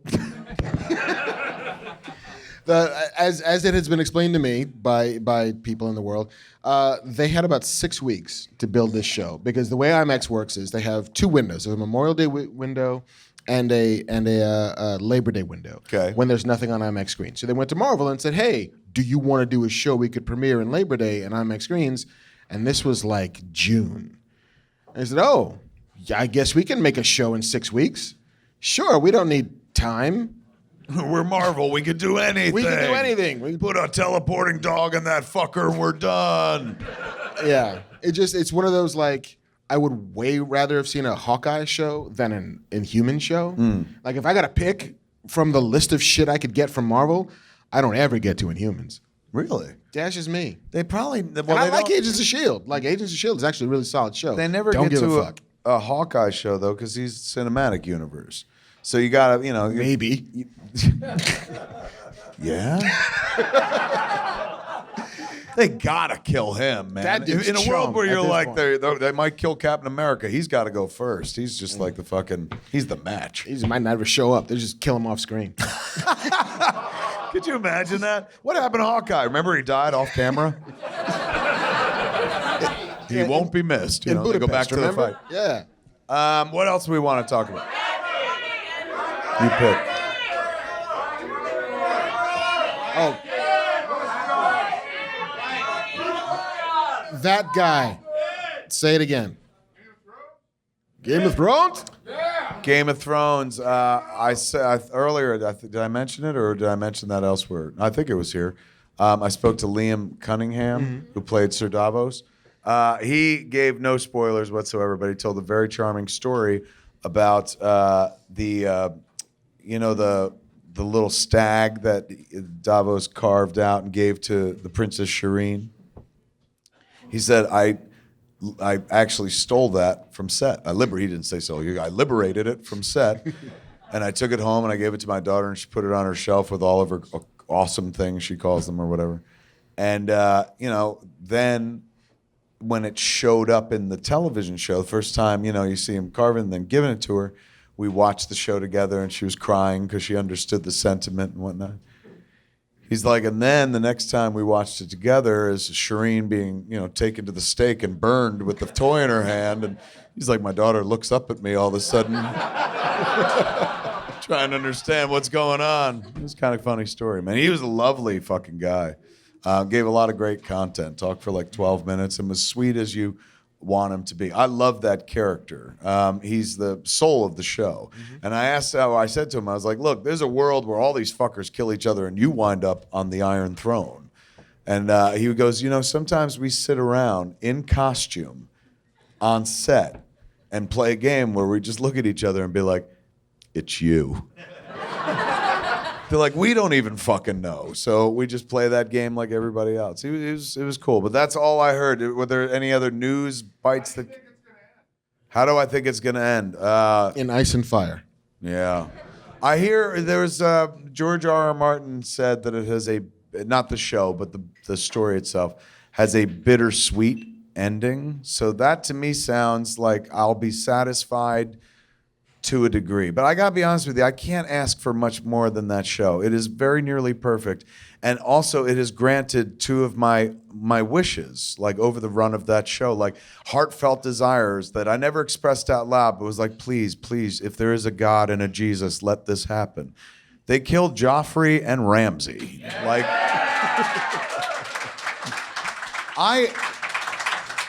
I hated both of those fictional boys more than I've hated any living human being in my life.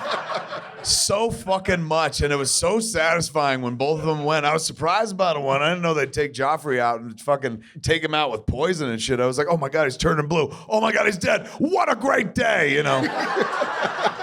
And then fucking Ramsay got his face chewed off by the fucking dog, and I was like, well, that's fucking poetic justice. My wife's like, no, that's good writing. You know, I was like, yeah, you're absolutely right. So I loved that shit right there. Even if they were like, yeah, we can never satisfy you as well as that again. Even if at the end of it, the final shot is the fucking, the Night King sitting on the fucking throne going, surprise, you know. I'll fucking take it. I don't give a shit because they've given me so many big fucking satisfying moments that as storytellers must have been tempting to not give, you know, because they can kind of go their own way a little bit on the show, particularly the last 2 seasons. So they really could have kept that Ramsay shit going for a long time. And it would have been for me like being in a bad relationship with somebody where I'm like, I hate you, but I can't quit you, you know? So I was glad they took him out of my life. The character, the guy is lovely. I talked to him on the boat and he's the opposite of fucking Ramsay as you would imagine. But I was glad to see those characters go. So if they don't give me what I want at the end, it's okay. But who do I want on the Iron Throne if I had to pick? Yeah, I think it's got to be Daenerys. It's got to be Khaleesi. I think so. Her story, like, you know, I'm tempted at moments to be like Tyrion. That'd be amazing and stuff.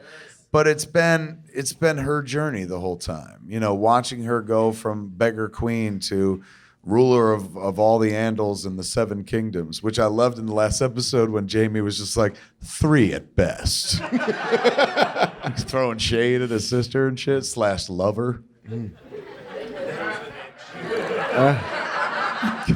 Just got lost in that thought, like, they fuck each other.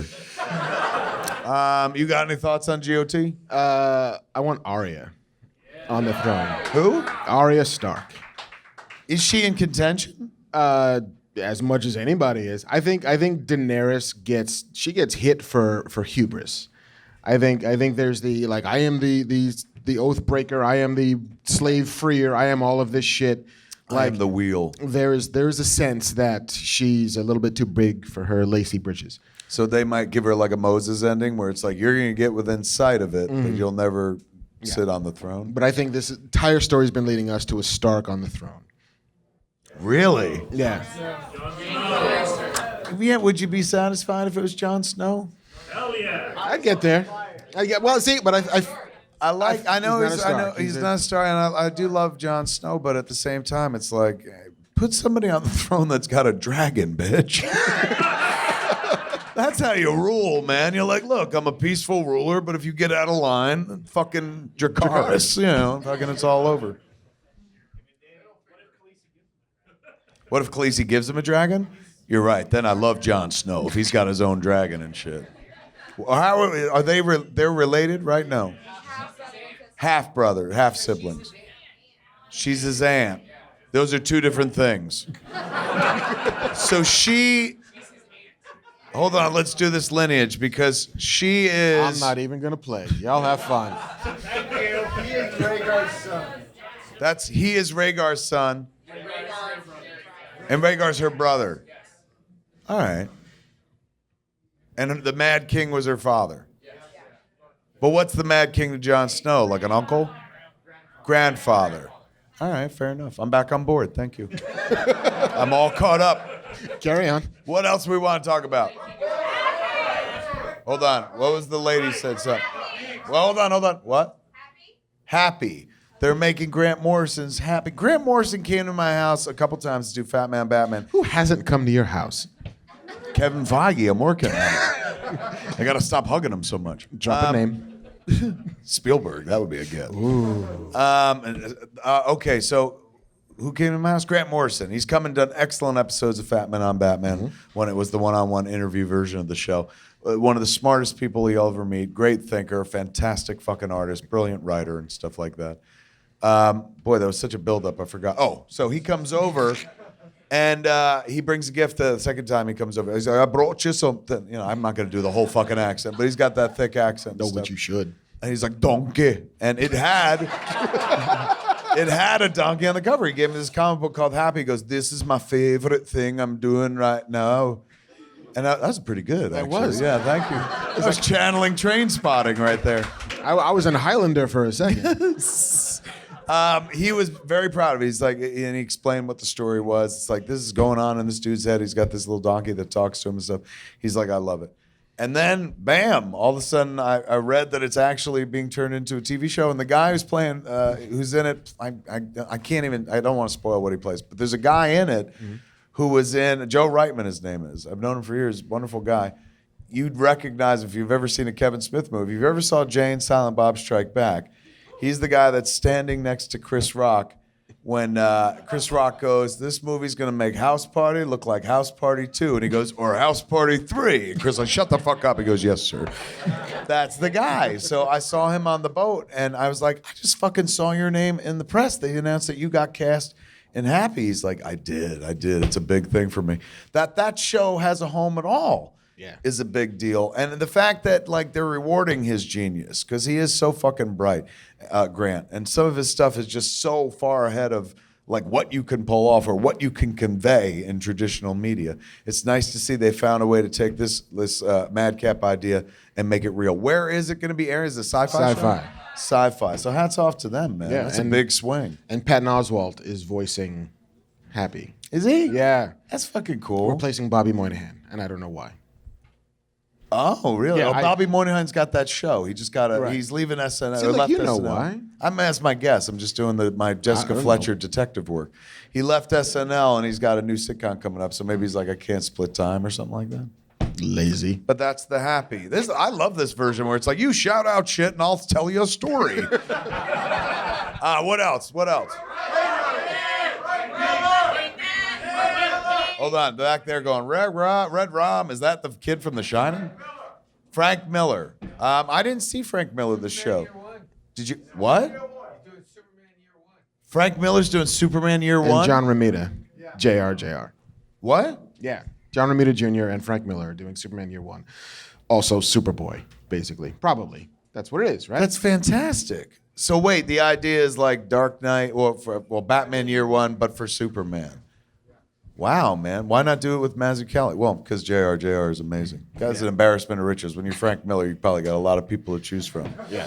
That sounds good. I saw him on the floor. Pick him up?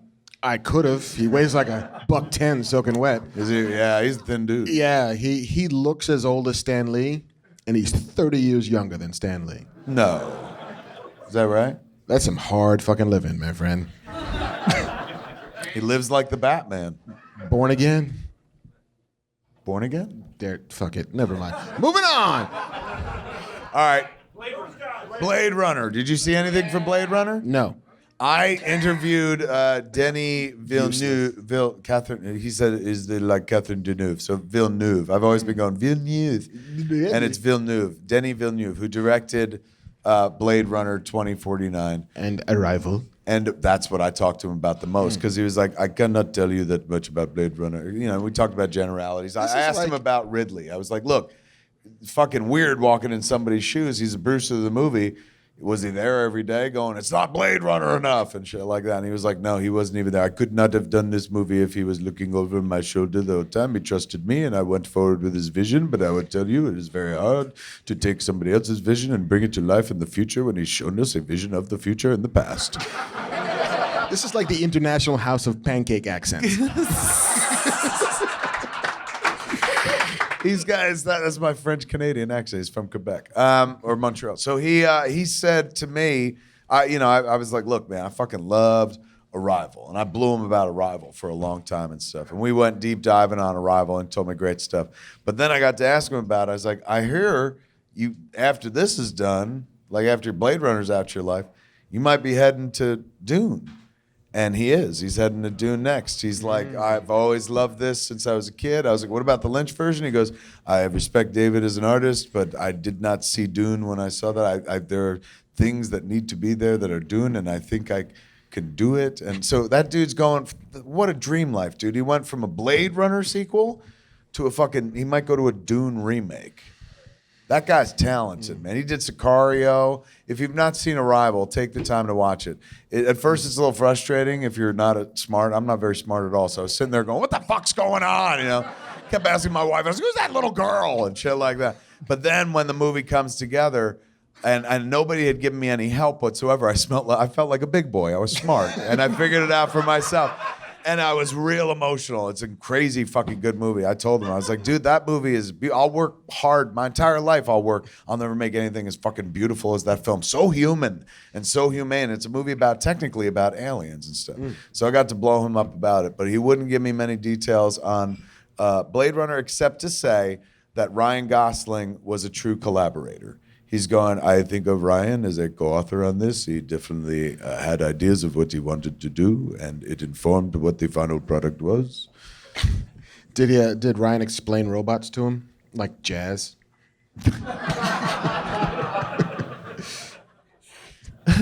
No. No. I didn't ask. I didn't think to ask any La La Land questions.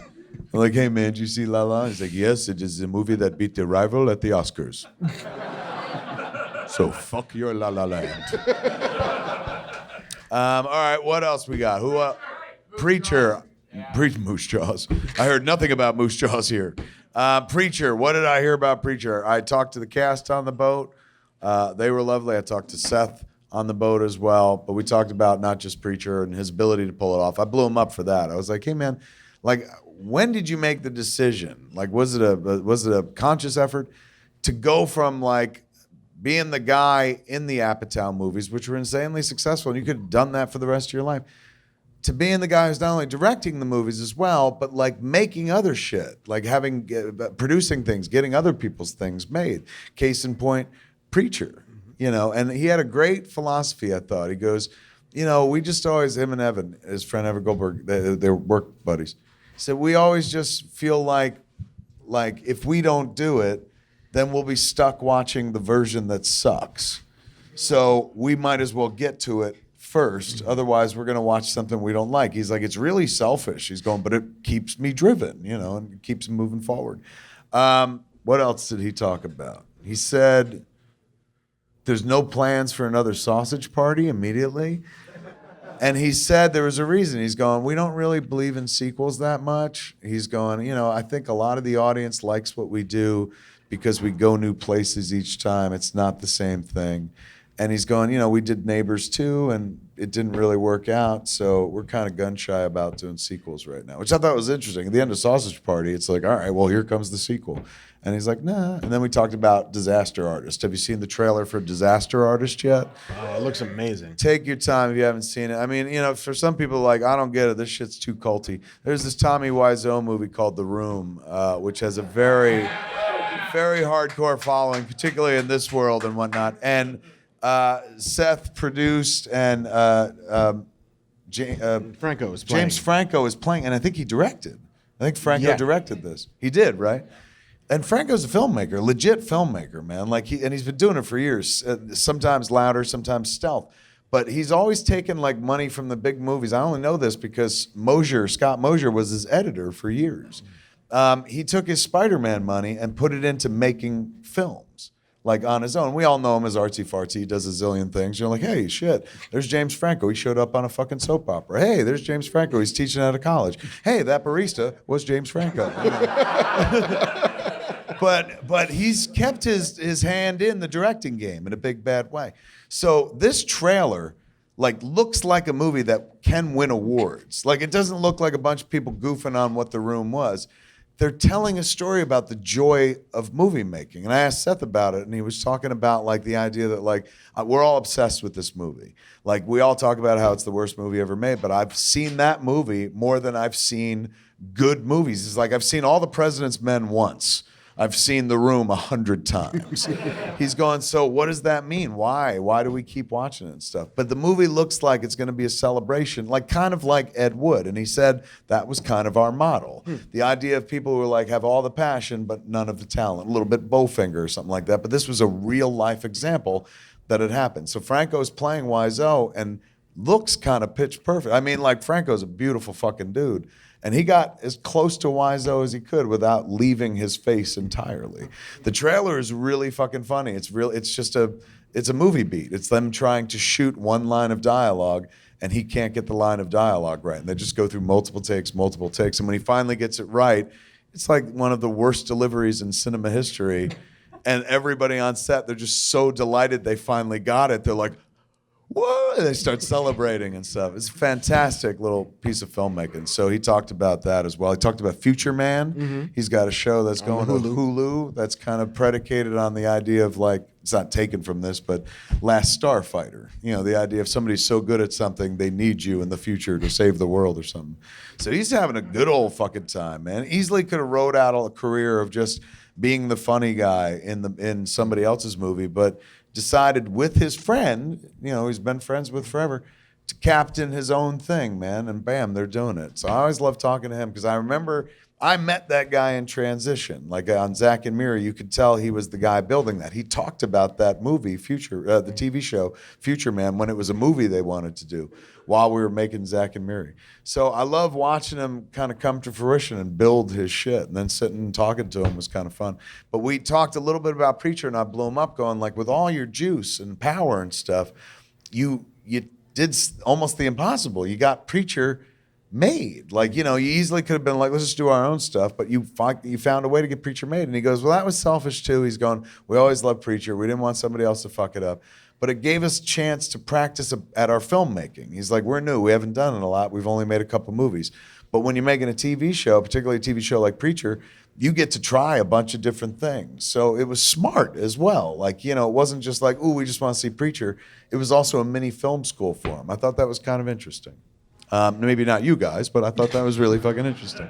But that was all I knew about Preacher. I know it's coming back, and I know it's. We kept talking about how it's this year. You guys are on the road, and they're like, yeah, except we don't go anywhere. So take that for what it means. Who was the? Every time I go to Comic-Con, there's like a moment for me that defines what Comic-Con is. Did you have one of those this year? What was my defining moment of Comic-Con? No, I don't think, honestly. I spent a lot of time talking to people when I was on the boat. I mean, periodically on the boat, the line for Hall H wraps down the dock, and so they were right in front of the boat. And I was on the top floor interviewing people and stuff, and then periodically you would just hear people go like, Kevin, and I'd turn around and wave, and then a bunch of people were like, wah! And, you know, I'd smile and wave and then kind of go back to work and stuff. And then we worked it out to a place where, I forget who was I talking to. It was somebody pretty fucking famous. And somebody in the background was like, Kevin! And, you know, we're in the middle of the interview and shit. Instead of turning, like I'm talking to the person's talking to me. I'm sitting there going like this. And they go off camera from the dock, Kevin! I go, and stay in the fucking conversation. So I had little moments like that. But no, I can't think of one giant moment. I mean, I don't know if I'm supposed to say this because it's supposed to be.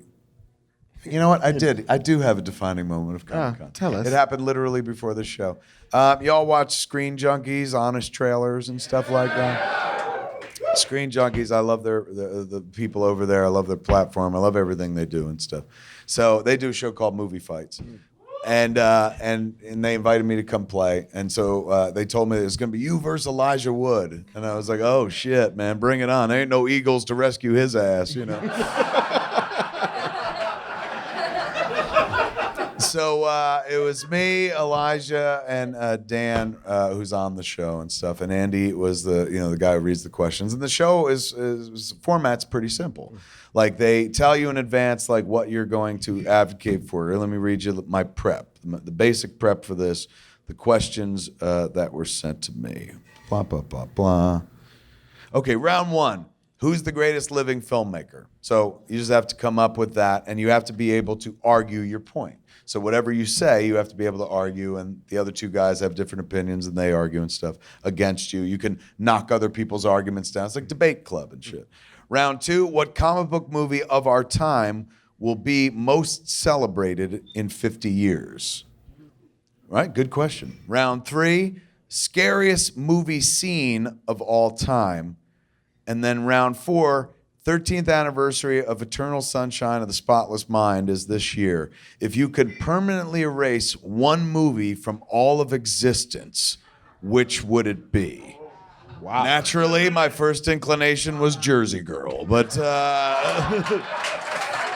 but this is a game that gets scored. There are points and stuff like that. And so I come to play, I come to win. It's movie fights. I don't want to leave movie loser. I want to leave movie winner and stuff. So I play much more strategically than most. So for round 1, these are my answers. For round 1, they asked, who is the greatest living filmmaker? Okay. And I picked Kevin Feige. And they picked, Elijah picked Steven Spielberg. Mm-hmm. And Dan picked Scorsese. And I was like, those guys are great directors. But the question was specifically filmmakers, and that's much broader. And my argument was like, the Marvel Universe has had, 16 movies in 10 years? That is one sprawling story. And there's one puppet master, one storyteller behind all that. And these are the stories that I fucking love, and I'll pay cash money, leave my fat ass will leave my house, go to a movie theater, and sit there and watch those movies because I like them so much. I was like, so that guy to me is the greatest living filmmaker. Good and so those two dudes, went at me like, come on, they're not fucking, he's not a director. And my point was like, you don't have to be a director to be a storyteller, or in this case, as the term said, filmmaker and stuff. And then they do voting at the end and stuff. So Scorsese, Dan did not win with Scorsese. It was close between me and Elijah, but then Elijah wound up winning and stuff. So he got the first point. So, I still made a good showing, though. Even Elijah was like, that's impressive. I was like, I could bullshit anything. So, round 2, what comic book movie of our time will be most celebrated in 50 years? That was the second question. And so, let me see what they picked. Elijah picked The Dark Knight. Mm-hmm. Dan picked Wonder Woman. I picked Guardians of the Galaxy. And I argued that Guardians of the Galaxy, quite like Wizard of Oz, a movie that still plays today, 50 years or more later, takes you on a journey, takes you someplace, shows you that, you can't do it alone. You need friends. You lean on each other and stuff like that. What is a movie supposed to do if not transport you and show you a different world, make you forget things, make you forget your problems, and yet give you a little moral life lesson that you could take on into your own world and stuff while entertaining you at the same time? That's what that movie does and stuff. So we went back and forth, and my point about Dark Knight was like, Batman is a product of his era. Like, we change Batmans within every era. So even though we all love the Dark Knight right now, give it 20 years, people might be like, oh, it's campy, like that old Adam West version and shit like that. Like, he's a product of whatever era he's in. I don't know how that movie, I'm sure it's going to be watchable as fuck in 50 years, but I don't know if it ages as well as something like Guardians of the Galaxy. And I think it came down to me and Dan, and then I won that one. So that was my round there. Round 3, scariest movie scene all time. Elijah picked some shit I'd never seen before in my life. Looked like a black and white German blood porn stroke video. It was a guy just sitting there going like this, stabbing at his stomach with a fucking knife and shit, and really scratchy black and white. And then it cut to a close-up, and then there was blood in his gut and stuff. It was weird, but his argument was like, that I never finished that movie. I had to turn it off. It was so terrifying and stuff. But most of us thought it looked like a spank video. And so Dan picked Janet Leigh in the shower scene in Psycho, and went into a great explanation of it and stuff. But then I dropped the hammer because he was like, that could happen to anybody and stuff. You're in the shower, you shower all the time. That could always happen to you. My point to Dan was like, lock the fucking door, bitch. Like, Psycho's a whole different movie if she locks the fucking door, So I said no. I said, look, not everyone needs to take a shower in life. Some people take baths, so you might not even have that fucking moment. I said, but everybody in this life walks around. And whenever you walk around in life, there's chances that you're going to walk around a corner. And if you walk around a corner, man, there's nothing more terrifying than seeing two dead girls holding hands, going, come play with us, Danny. So I put up the Shining moment and fucking won the house easily. Everyone was like, he's fucking right. So I let them know. They asked me for that in advance, and you got to give answers so that you don't double up, so that this person doesn't say this. You don't tell them what you're going to say, but like, these are the titles. So for round 4, the question was, if you could permanently erase one movie from all of existence, which would it be? Now, I couldn't honestly think of a movie to erase. Like, I didn't send them that answer, and they kept sending me like, hey, you missed 4, and I just didn't respond because I didn't have an answer. It was like, which way to go? The obvious way to go is to like cop out or name one of my movies or something like that. But I honestly didn't feel that way. But I was like, but at the same time, it might win the room and shit. But I was like, well, I'm not going to say. I don't know. And I tried to think of other movies I've seen in my life that maybe I didn't like and shit. But I couldn't fall upon one. So I kept that blank throughout the whole show. And then like about 30 seconds before it was my turn to announce a movie, I go, oh, I fucking know what it is. So I wait for those two dudes to go. Dan picks Jaws 2. And his argument is this. He goes, Jaws 2 is the first sequel, kind of. First time they were like, hey, let's put a 2 in the title and we'll just tell the whole story again and shit. It's just more of the same and stuff. And he goes, you know, his logic was if you stop Jaws 2, you don't get to like Transformers 3. So, good logic. So Elijah picked Tim Burton's remake of Willy Wonka and the Chocolate Factory. Ooh. Charlie and the Chocolate Factory, whatever they called the movie. You know, his argument was like Gene Wilder's version was perfection, about joy and hope and imagination, and this was the opposite of that and stuff. And his arguments were coherent. He's wonderful. That Elijah, if nobody else can, Elijah would, man. That's what I say. He's so fucking, he argues so passionately with these big blue eyes and stuff, and you just want to pick him up and save him from fucking Gollum and shit like that. Such a good dude. So he's sitting there talking about like Willy Wonka, and he's not like even as he's saying this movie doesn't have a right to exist and stuff. He's not. You don't feel like he's attacking Depp or anybody in it, or even Tim Burton. It's just this is the movie he's picked. But as he's talking, that's when it hits me. I was like, oh, I know exactly how to win this game. It's about strategery. So they both gave their titles, and then Andy's like, Kev, what's your title? And I said, I'm going to go with Leni Riefenstahl's Triumph of the Will, because that was the movie that was made for Hitler to glorify Nazis.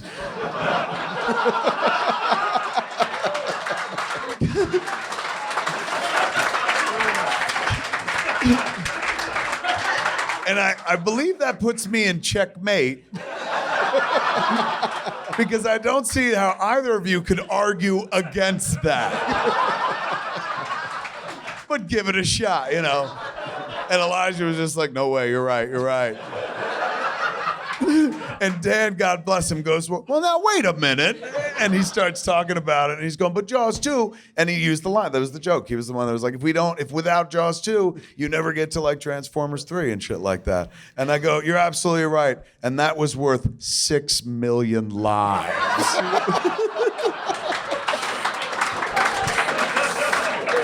And so I handily won movie fights. They gave me the fucking trophy. I guilted everyone into a win. I was like, never forget. Ladies and gentlemen of Comic-Con, have you had a good time this evening?